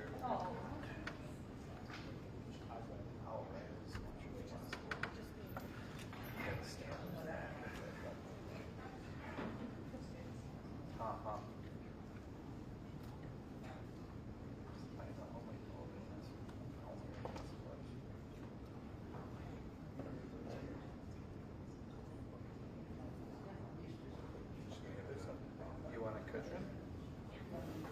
There's 2 over there. They can add you a cushion. Okay. Affirmative. Welcome.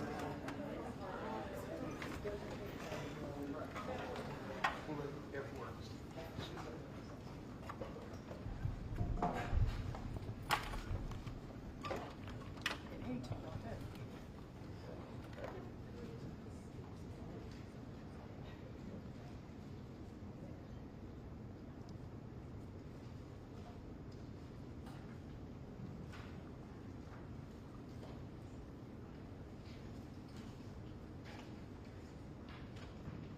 Please be seated.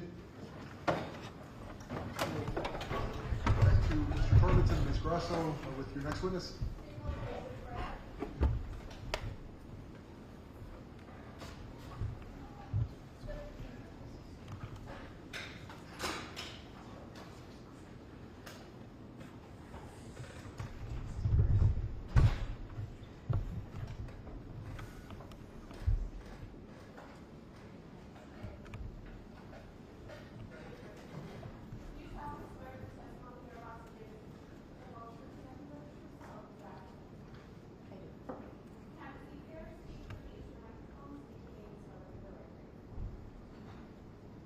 Elizabeth Brenner, Elizabethbrenner.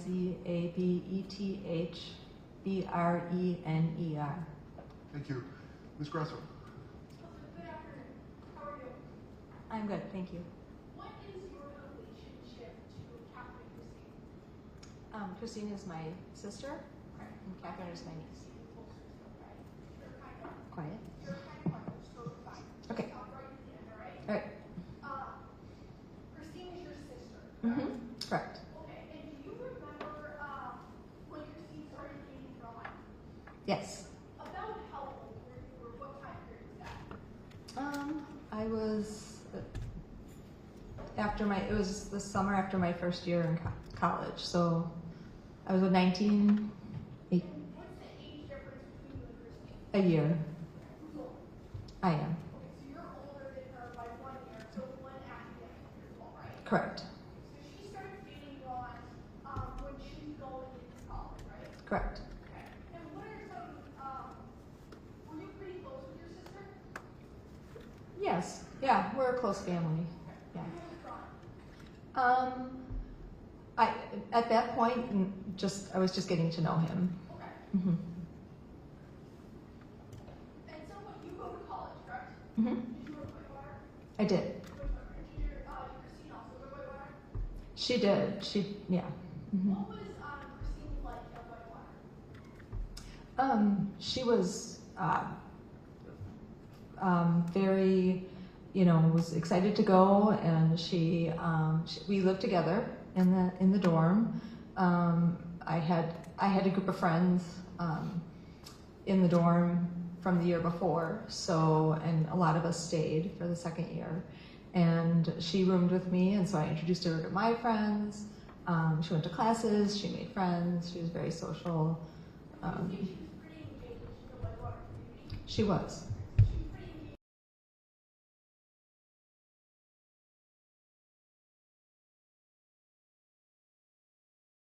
Tell me about what Christine was like with Ron. She was different when he would come and visit. She would spend she would just spend her time with him. She wanted to be with him. And so most often they would stay in our dorm room together. And I noticed little odd behaviors, like they often would huddle together. They were always really close to each other, and they would huddle together and whispering in each other's ears and talking quietly. So when he would come, I often would just leave the room. You would go elsewhere. Mm-hmm. When Ron was there, did Christine continue her college lifestyle with him, or no? No, she did not. She didn't participate in any of the floor activities that she had been doing, that she would do with me when he wasn't there. Do you remember talking to Michael Bengola? I do. Okay, and that was in November 20th of 1998, correct? Correct. Did he contact you? He did. Okay, and where did you meet with him? At my home. And he was investigating this, correct? Mm-hmm. Yes. Yes. The funky thing about court reporting is they have to be yes or no's. Okay. You can't take in. Good to know. It's hard. So you met with him. Was anybody else there when you met with him, or did you guys just meet one-on-one? My husband Jeff was with me. So you two were together and you met with Mr. Miller. And let's see. You start to describe a bruise incident where you first hit bruise on Christine. Is that after college? That was after she left college, yes. So at some point she leaves Whitewater, correct? Mm-hmm. And you're still there. Mm-hmm. Tell me about this bruise. Yes. I would come home on the weekends and see her, and one time I noticed that I noticed a bruise on the inside of her arm. What made that notable to you? You remember it so much that you told Mr.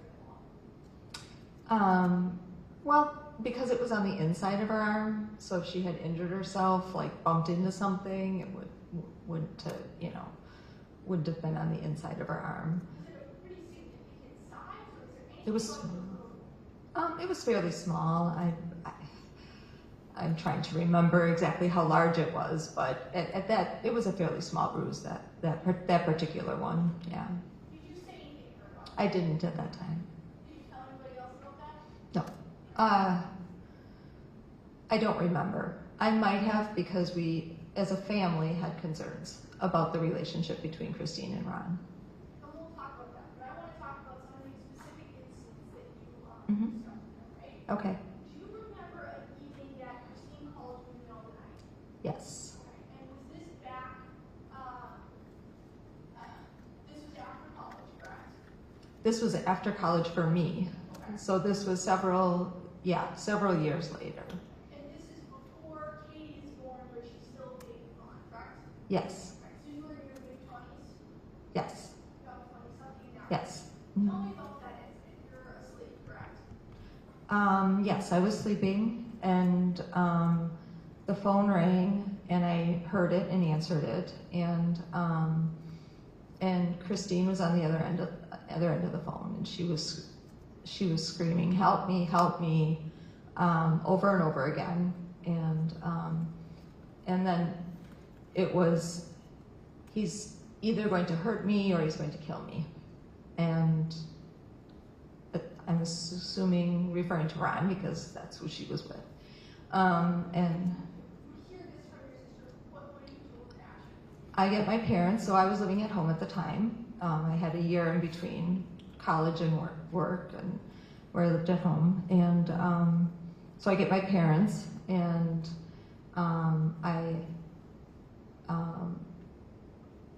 actually no, I take that back. I asked her if we should come and get her, and she said yes. Yeah. Yeah. She's saying, help me, he's either gonna hurt me or kill me. Yes. Okay. Then you say, should I come over there, right? Yes. Okay. Was she living at that Greenfield Park at the time? Yes. Okay. Yes. And she indicates to you yes. She did. So what do you do next? That's when and when that happens, then she hangs up the phone. The phone call ends abruptly. Yes, it ends abruptly.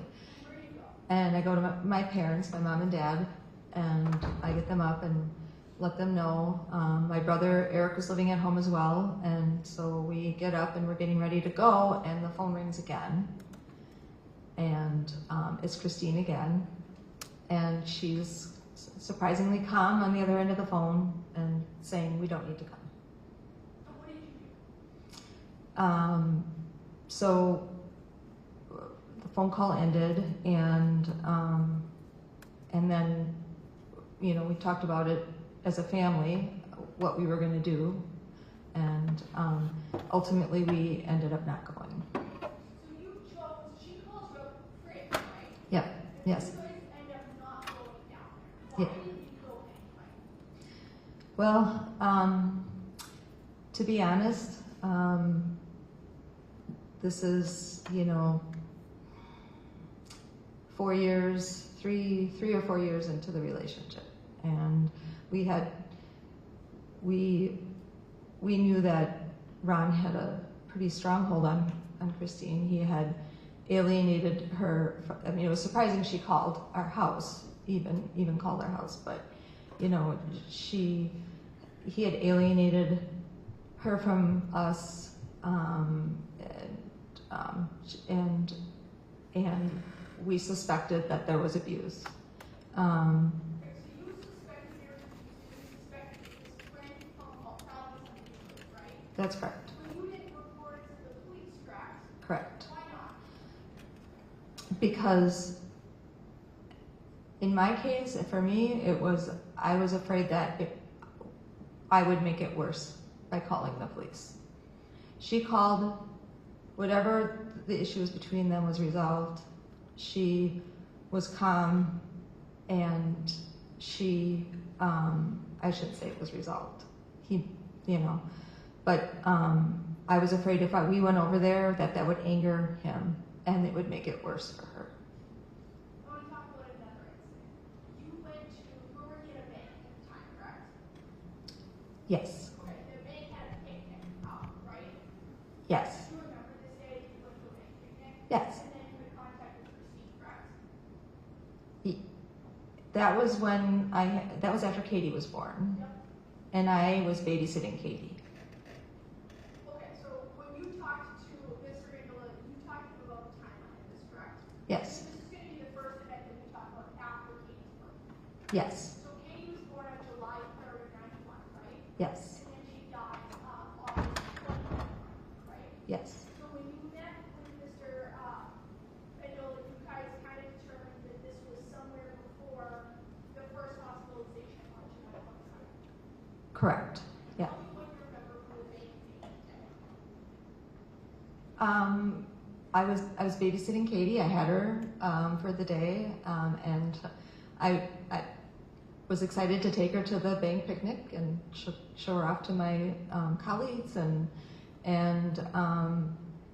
she was fine, totally normal. Mm-hmm. Did you notice any sort of bruising on her? I did not. Did you fear her and she fed fine? Yes. Did she appear fine? Yes. Did you notice any trauma about her? No. The next incident I want to talk about is when she was first hospitalized on July 22nd, 91. Do you remember that?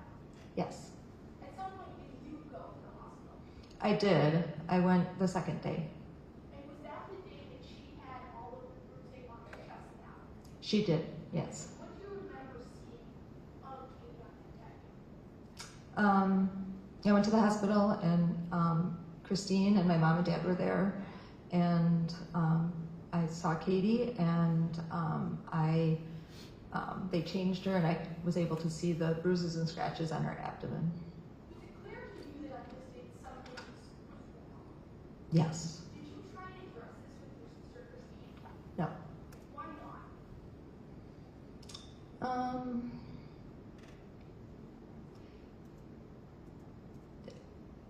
I don't know. We were at the hospital. My mom and dad were there. It was,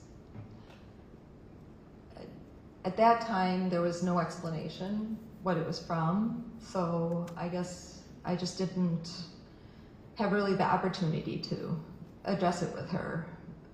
After that first hospital incident, you and Meg were over, I think you're at Christine's house, correct? With Colette Harrison. Yeah, Do you remember that evening? I do. Yes.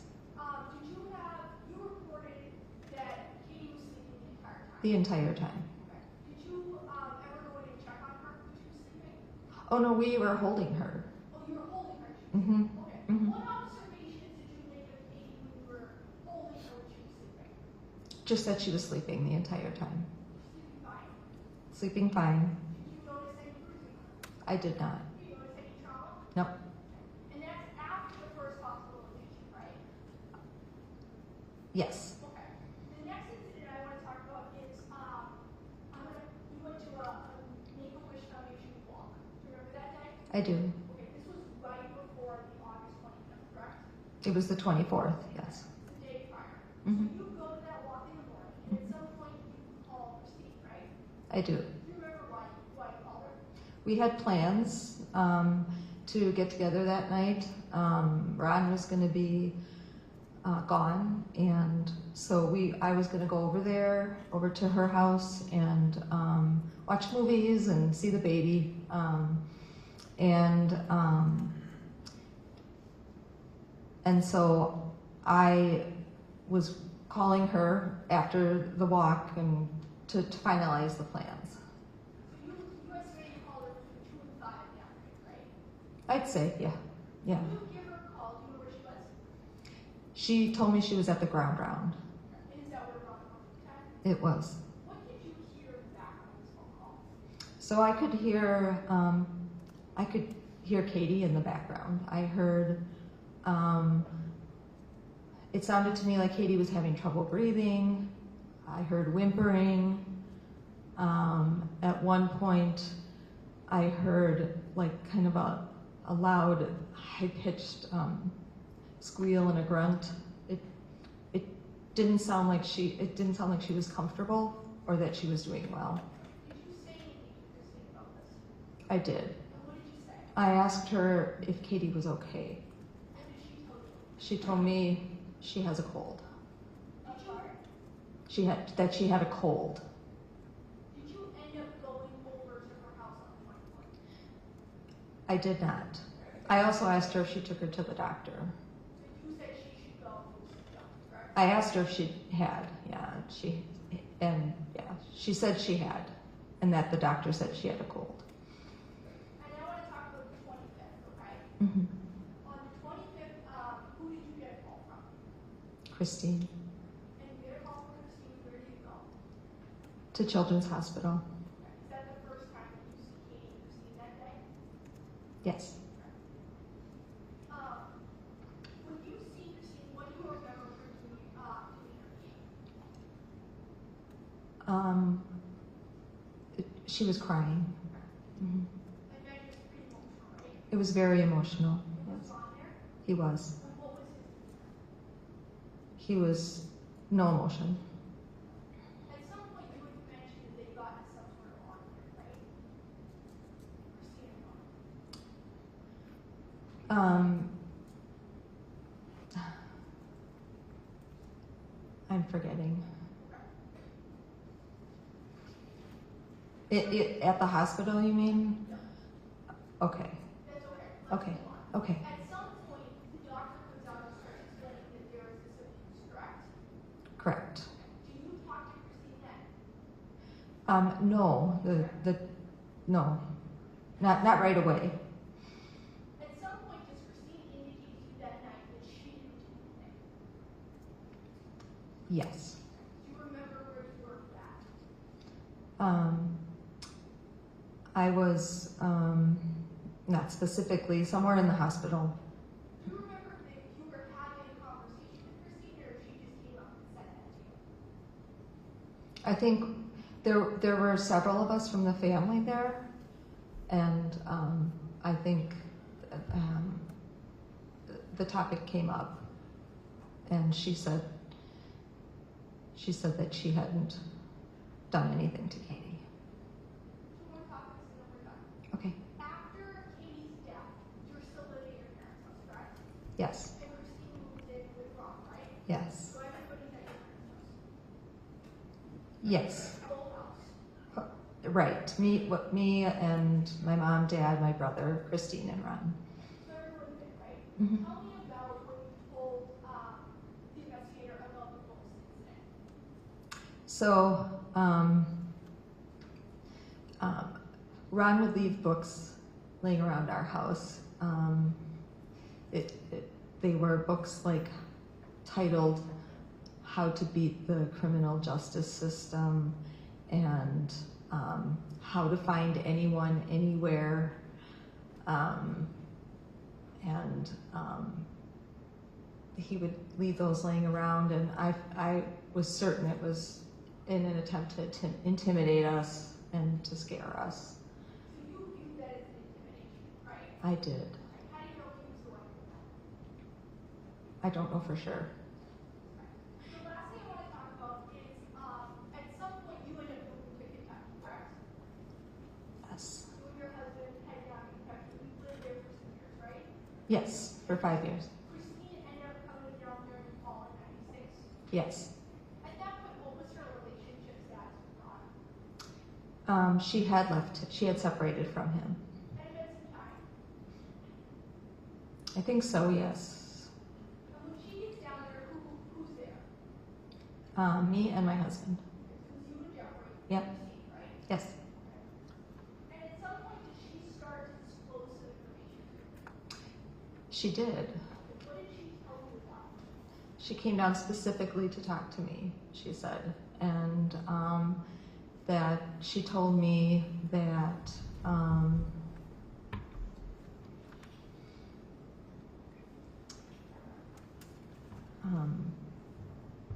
we talked about the night that she called our parents' house. Talked about that phone call. That phone call, the help me phone call.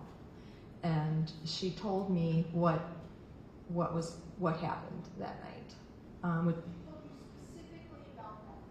Yes, Did she mention the abuse? she did. Is that the first time that she had started to talk to you about the abuse? It is. Did she tell you about an incident with Delphi? Yes. What did she tell you about that? She said that that night that she made the phone call, that Delphine was at their apartment. So Delphine, Ron, and Christine were at the apartment, and that Christine and Ron got into an argument over Delphine, and he threw her down on the floor and was sitting on her stomach, and she was pregnant at the time. She starts disclosing any sort of abuse to you. Mm-hmm. Mm-hmm. Did this surprise you at all? It did, yes, Why did it surprise you? because it had been a long time, and in the past, she denied the abuse every time confronted about it, or yeah. So.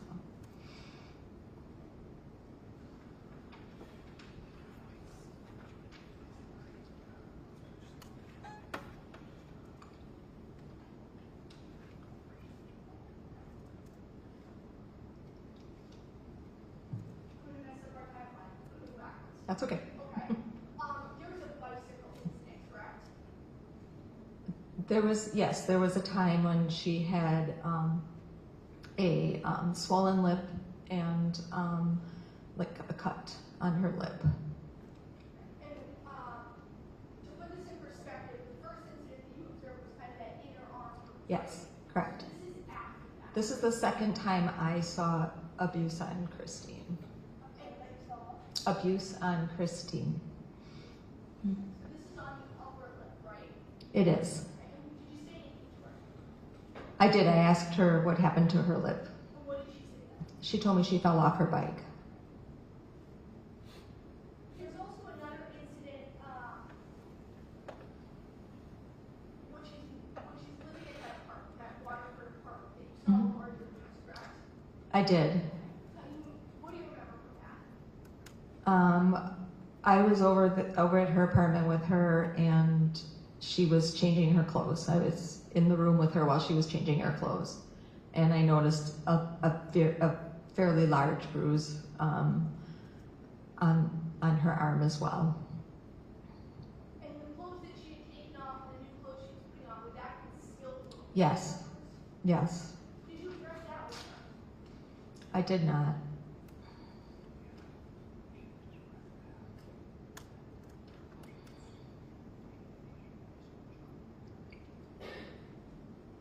Elizabeth, at the beginning of our conversation, you started talking about how when you guys were in college, that Ron was kind of alienating her from her college lifestyle and her friends, right? Right. Can you tell me more about that?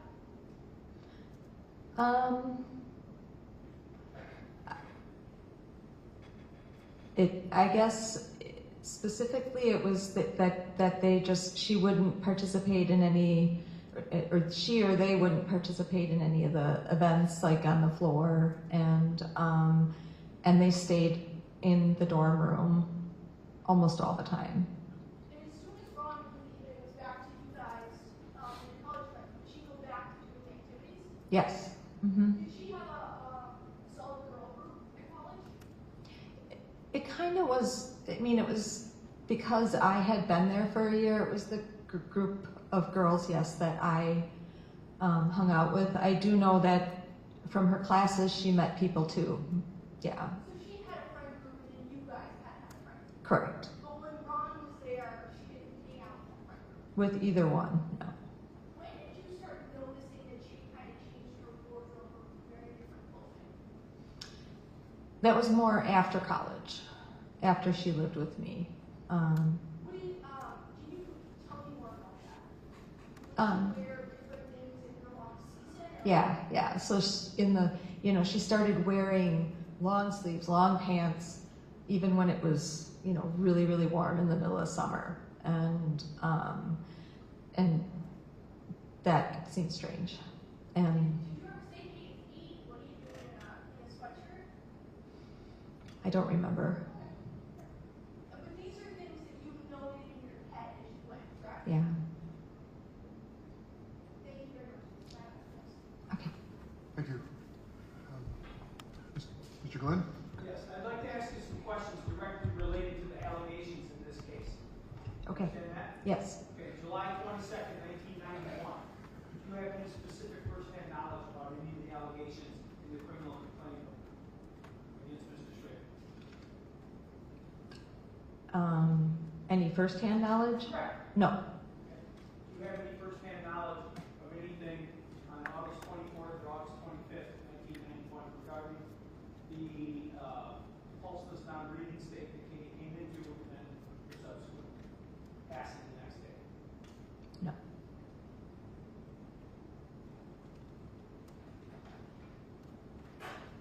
It's your testimony that you called Christine at the ground round. Yes. Did you have the number for the ground round? She had a cell phone.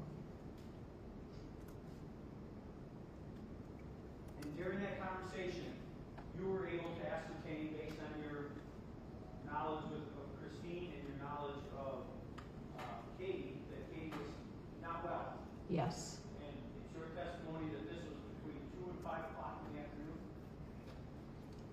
Yes, probably earlier, or more on the earlier side.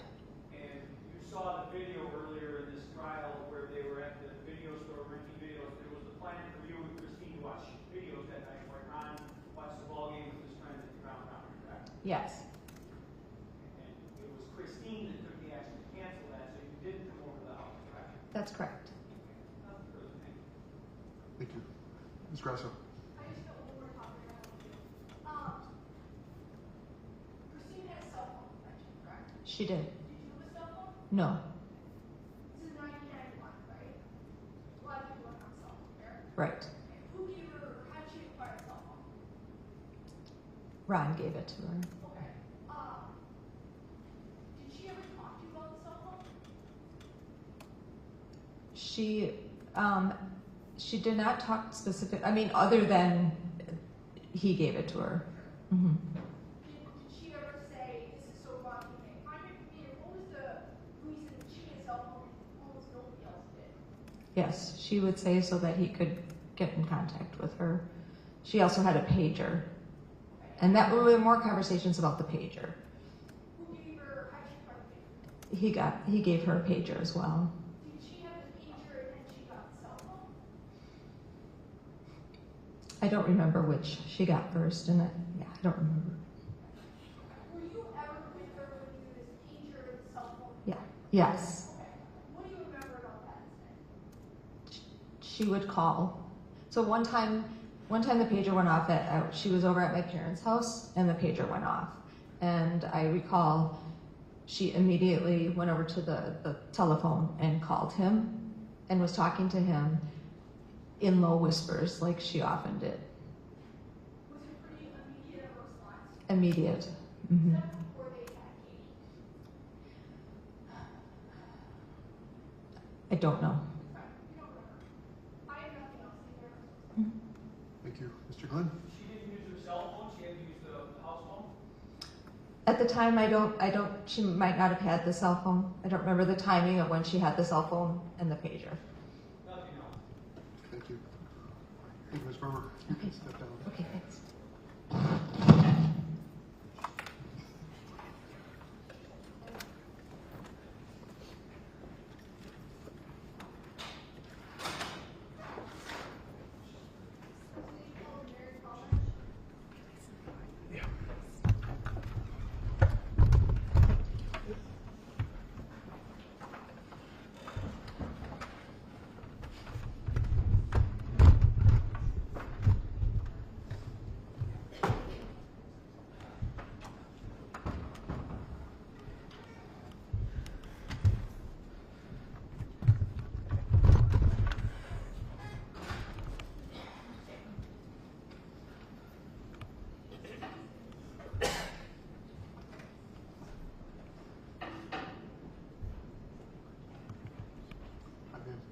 The court clerk is going to swear you in.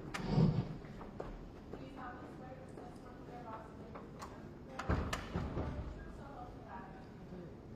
Have a seat there.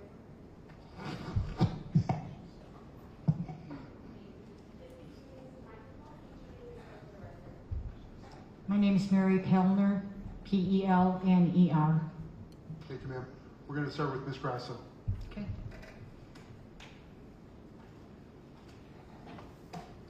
Very good afternoon. How are you? I'm fine, thank you. How are you? Good. Mary, what is your relationship to Christine Christine? is my niece and godchild.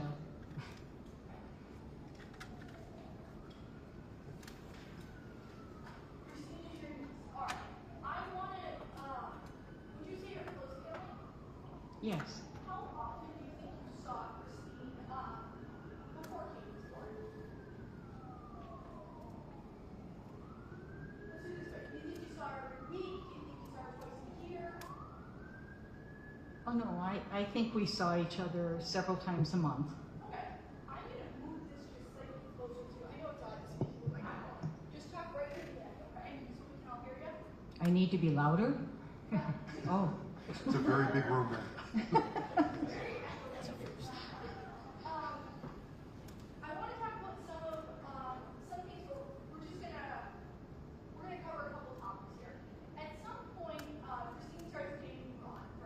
Yes. At some point, did you start to notice that her personality was changing? Yes. Okay. Can you tell me what you remember? Christine, what I noticed was that she was more anxious, that she had a lot of desire to please Ron, that she seemed nervous, and that she just kind of lost that spark, that kind of the joy. She just seemed tense all the time. At some point, did you notice that her wardrobe changed? Yes. Okay. Do you know approximately when you noticed that? Timeline, I don't know if I can speak to that. How about, was it after she had gone to Whitewater and came home? Yes. Okay. So it was after she had done some time with Whitewater. What did you notice about what she was wearing? When we would get together, she would be wearing baggy clothes. She would be, even if it was quite warm outside, she'd be wearing turtlenecks and long sleeves. Ask her about that? Oh yes. What did she say? She basically would say that she was always cold, or that she had hit herself, or that she had walked into a wall and had a bruise. I mean, she would just say she's always cold. In that college to post-college kind of time frame, did she lose a lot of weight? Yes. Okay, tell me about that. I was really concerned. I really thought that she might even need to be hospitalized. She was very anorexic, I thought. And did you address that with her? Oh yes. Okay. And what did she tell you about that? She said that Ron liked her to be thin. At some point, she expresses to you that she's going to marry Ron, right? Say it again? She tells you that she's going to marry Ron. Yes. And you had a conversation with Christine about that. We did go to dinner, yes. Okay. Was it just you and her? Yes. Okay. What was the point of you taking her to dinner? We were talking a little bit about the wedding. I was going to sing her wedding. And we were talking a little bit about the music, and we talked about how things were going for she and Ron. Do you remember talking about the control?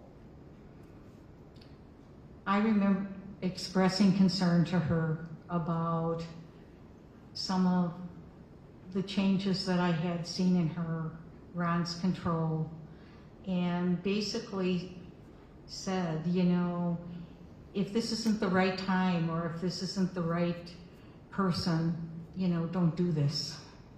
You know, think about it. How did she respond to you saying that? She said she loved Ron. Okay. I want to fast forward now a couple of weeks after Katie is born, she's hospitalized for the first time around July 22nd, right?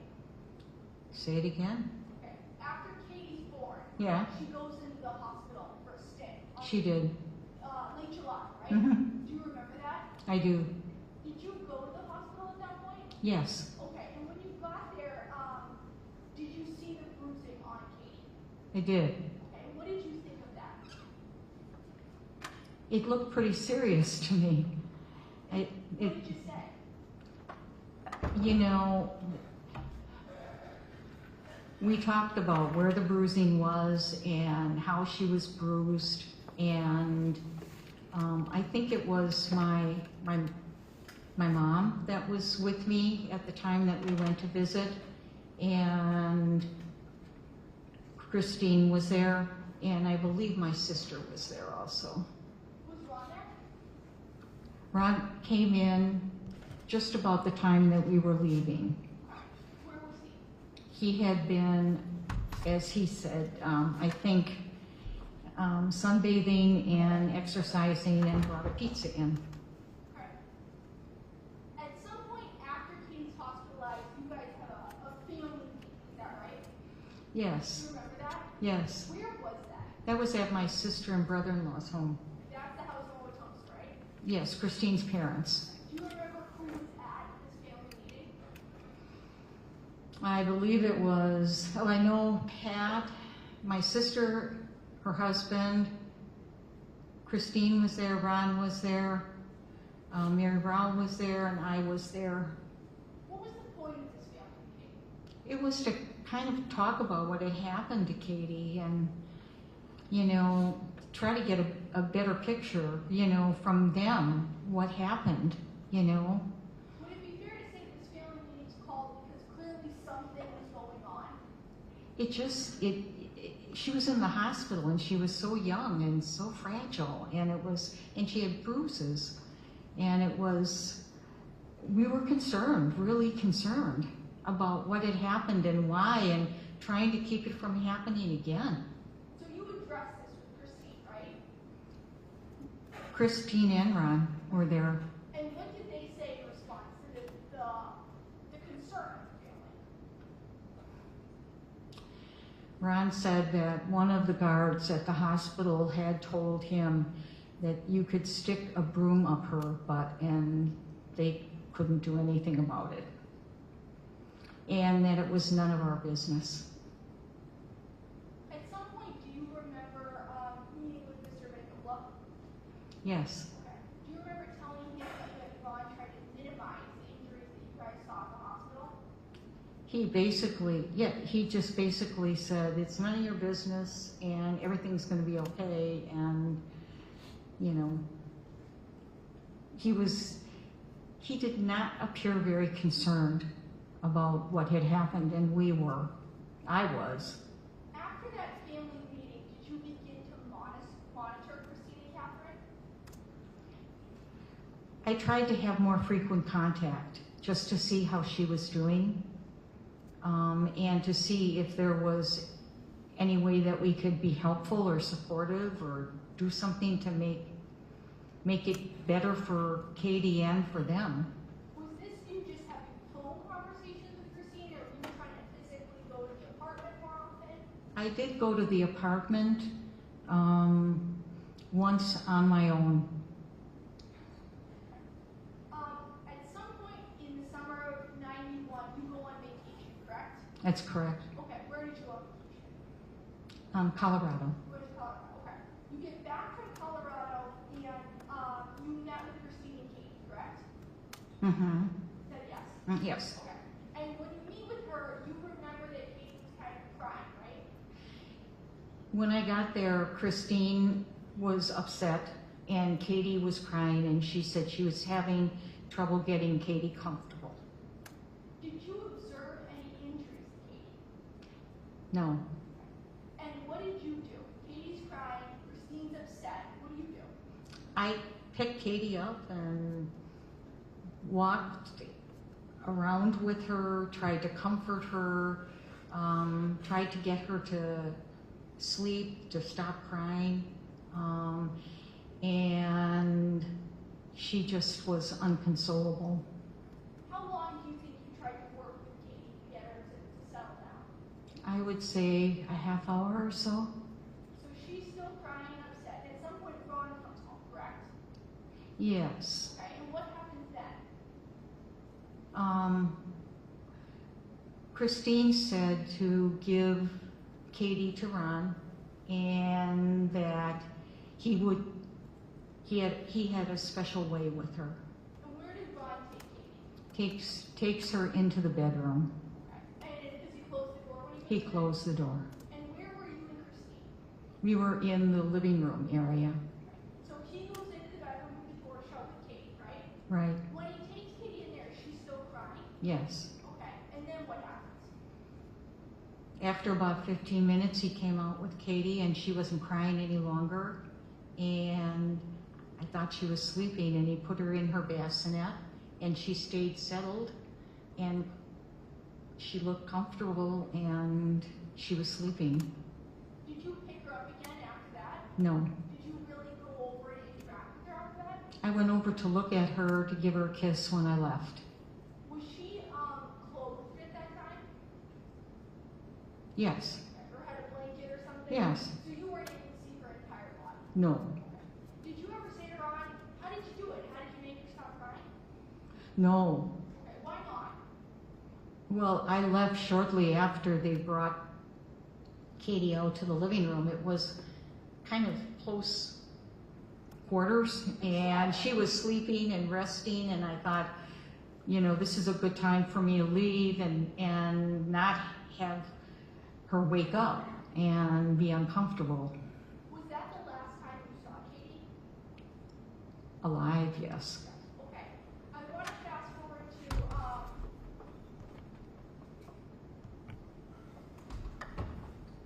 all of these incidents happen. You end up having this family meeting. You're alerted that something is going on, but you never call the police, right? No, I never did call the police. Why did you do that? Well, we had spoke with the social worker when Katie was in the hospital at Children's.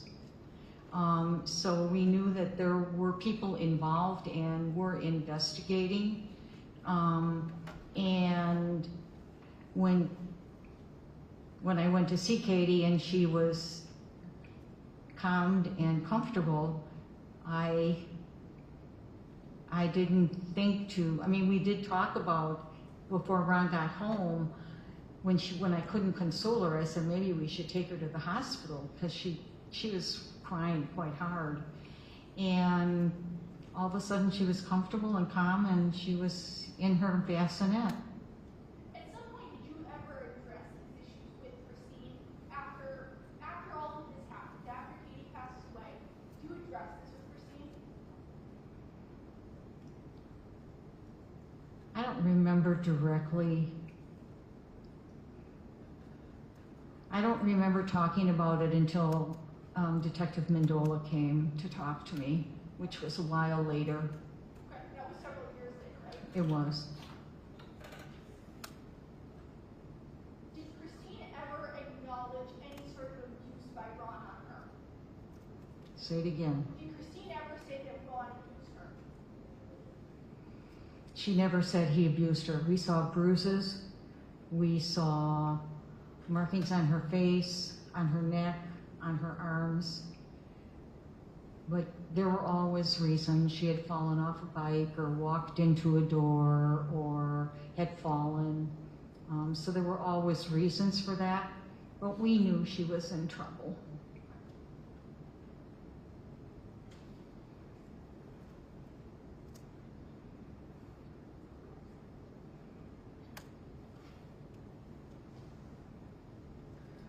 I'm going to back up more time now. When she's in the hospital on July 22nd, do you remember that incident? When she was in the hospital? When she was in that hospital for that incident, you were there? Yeah. Okay. You go to the hospital, correct? Mm-hmm. Okay, and do you remember talking to Christine about the bruises on Catherine's stomach? I don't remember talking about, I mean, we all saw them because the doctor came in to examine Katie. So while the doctor was examining Katie, we were there and we saw the bruises. Do you And remember telling Mr. Vandola that you were asking questions, or the whole family was kind of asking questions about how these bruises were acquired on her stomach and abdomen? at the family meeting, right after she was discharged, yes, we did talk to them. And And what did Ron say about how she got that? he said that her stomach had hit his belt buckle while he was feeding her. Did he try to explain that Katie was fussy, so he tried to comfort her? I don't remember that. If that's what you told Mr. Vandola, would that be true? Yes, Okay. That she was fussy and he tried to comfort her and must have held her too close up against his belt buckle? yes. Okay. Now was his explanation for that July 22nd, all that bruising on her body? Yes. I have nothing else. Thank you very much. Thank you. Mr. Glenn? Let's start out with the apartment. You were so kind as to go over, kind of check on Christine and Ron and Catherine. You know what I'm talking about? The apartment? That I went to the apartment to see them? Yes. You went to the apartment? Yes. The apartment they lived in was a very small apartment, correct? It was a one-bedroom, yes. Right. So there was the living room, the kitchen with there wasn't like a separate door or anything. The kitchen? No, it was like a galley, yeah. A galley, right? Mhm. Okay. Do you, 600-700 square feet? Well, I don't know. between here, I mean, it was literally, you could see anyone or hear anyone within that apartment, correct? Close quarters. It was. They had the bassinet in the living room, but they had living room furniture in there, and they had TV, and I mean, it was a pretty regular-sized one-bedroom apartment. And the scene that you described on direct examination was one of a mother and a loving aunt, godmother to the mother, struggling to console a child, right? Correct. And the father came home, a loving father came home and was able to console the child, correct? He came home and took Katie into the bedroom, and she came out, and she was what I thought sleeping, yes. And she was not crying anymore. A loving father consoled his child. Yes. Now, you keep getting asked questions, and other people have been asked questions about this Vendola investigation.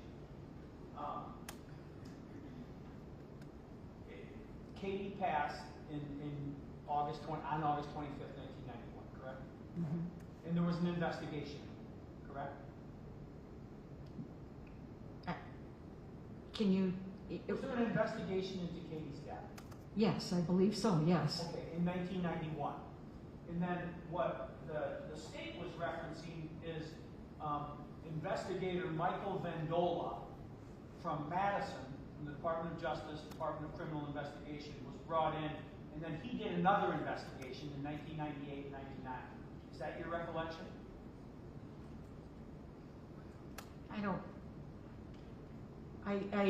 I believe that there was an investigation at the time that Katie died. And then we did, Mike Mendola did come to my house, and he did interview me at that time. And that was 6-7 years after. It was a time after. I don't know the exact timeline. But you just cooperated because you wanted to cooperate. It's the right thing to do, right? The detective called and asked if he could come and see me, and I said yes.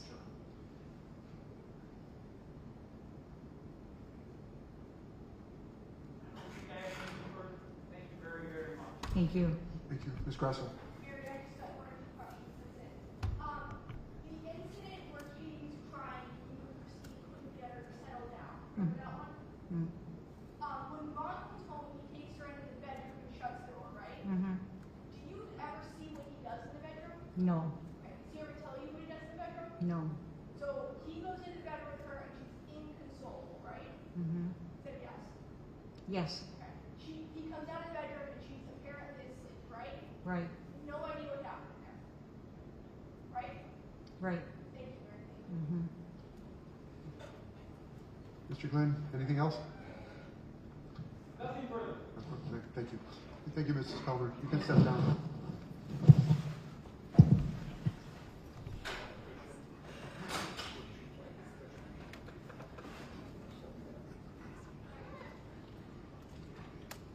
Back to the state.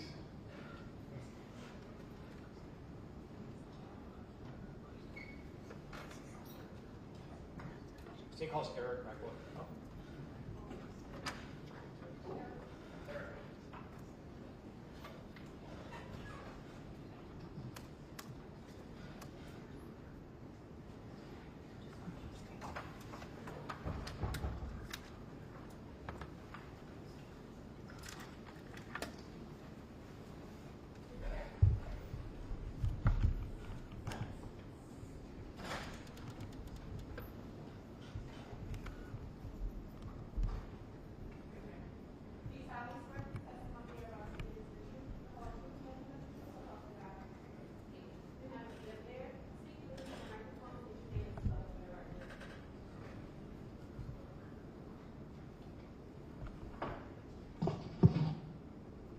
My name is Eric Beckler, E-R-I-C-K, B-O-E-C-K-E-L-E-R. Thank you, sir. We're going to start with Mr. Torrance. Good afternoon. Afternoon. Do you have a sister named Christine? Yes. And is she in the courtroom today? Yes, she is. And is she Yes, she is. Okay. Is Christine older or younger than you? She's older than me. What's the age difference between you and Christine? About 4 years. About 4 years? Yeah. Was there a time when your older sister Christine started dating an individual by the name of Ronald Schroeder? Yes. Did you get to know that person? Yes. Do you see that person in the courtroom today?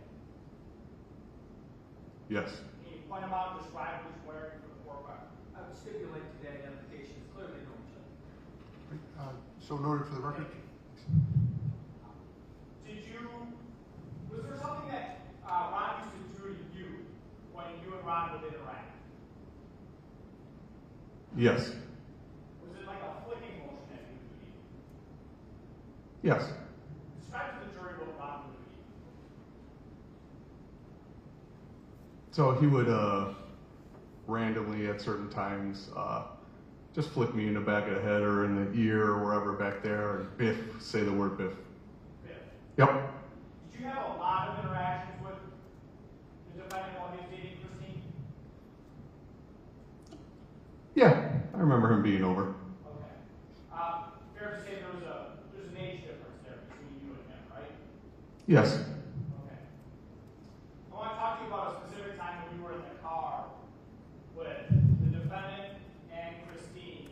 There's this thing that he would often do to you, he called it biffing. Did you try to do it back to him once? Yes. What was the response to you when you tried to do it to him once? He was in the passenger side and he immediately turned around. He had an angry look on his face. He grabbed both my wrists and told me, "Don't you ever do that again." Describe how he grabbed your wrist. How did it feel? He grabbed very hard. Yes. As if, did it leave marks? It did at the time. Yes. How did it feel? It hurt. Hurt a lot? Enough. Yes. Okay. This was something that he could do to you in a playful manner, but on this particular day, it was clear. You don't dare do that to him. Fair? Fair. Okay. Did you have a lot of interactions with the defendant and Christine after Katie was born?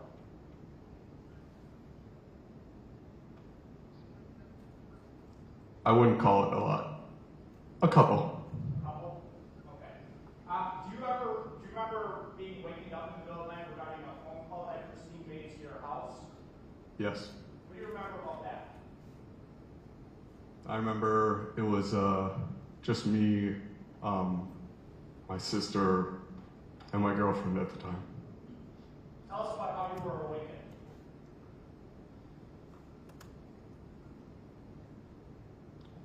To be honest, I remember there was a phone call. I don't remember specifically how I woke up. Okay. Do you recall what the phone call was about? The call was about Christine was in the hospital with Katie and we had to go. Is this this is the phone call related to Christine Katie being at the hospital on August 25th, 1991? Yes. Regarding the day that she passed away, yeah? Correct. Okay. I just want to make sure we were talking about the same phone call. I understand the phone call you're talking about now. Okay. Did you go to the hospital in response to that phone call? Yes. Okay. When you went to the hospital, if you recall, what was the time frame between when you got that phone call and when you went to the hospital?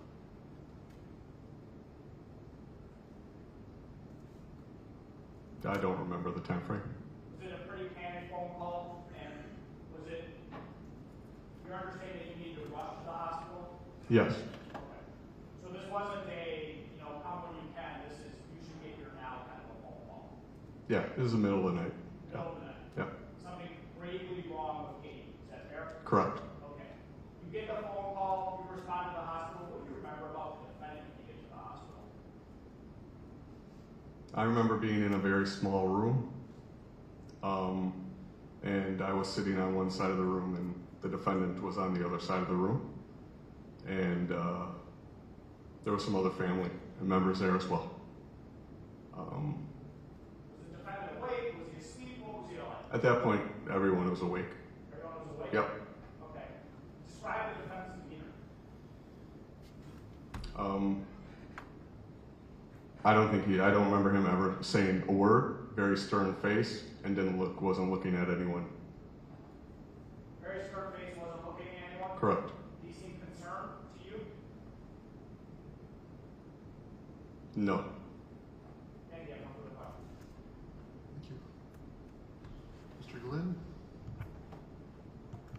Do you have any first-hand knowledge to the allegations on July 22nd, 1991? No. Other than your observations of Mr. Schroeder's demeanor at the hospital after the fact, do you have any first-hand knowledge of the allegations of August 24th and 25th?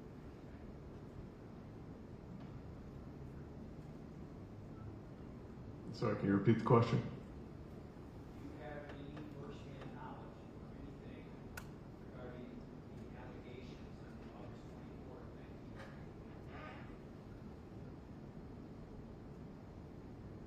No. Mr. Torbenson? Nothing. Thank you. And thank you, Mr. Beckler. Please sit down. Thank you.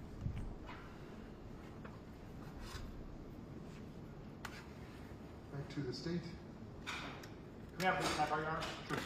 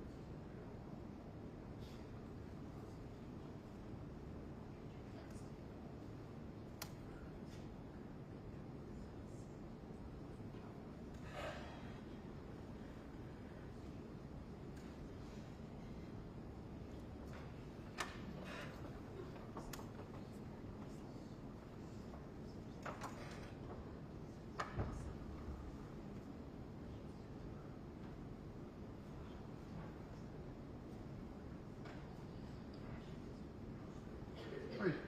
After talking with the parties, this is a good time to break for the day. And we're going to start tomorrow again at 9 a.m. So please leave your notebooks here. Again, members of the jury, I have to remind you, don't talk about the case, please. I know you've heard some testimony. There's, again, more to come. You have to wait till you've heard all of the evidence and you get to deliberations to start those discussions. I'm going to ask you also, please don't watch the evening news tonight. There is some media interest in this case, and there will be coverage on at least one channel, maybe others. So please don't watch the evening news locally while this trial is in progress. Any questions about how we're proceeding? Okay, again, thank you all for your service. We'll see you tomorrow at 9 a.m. All rise for the jury, please.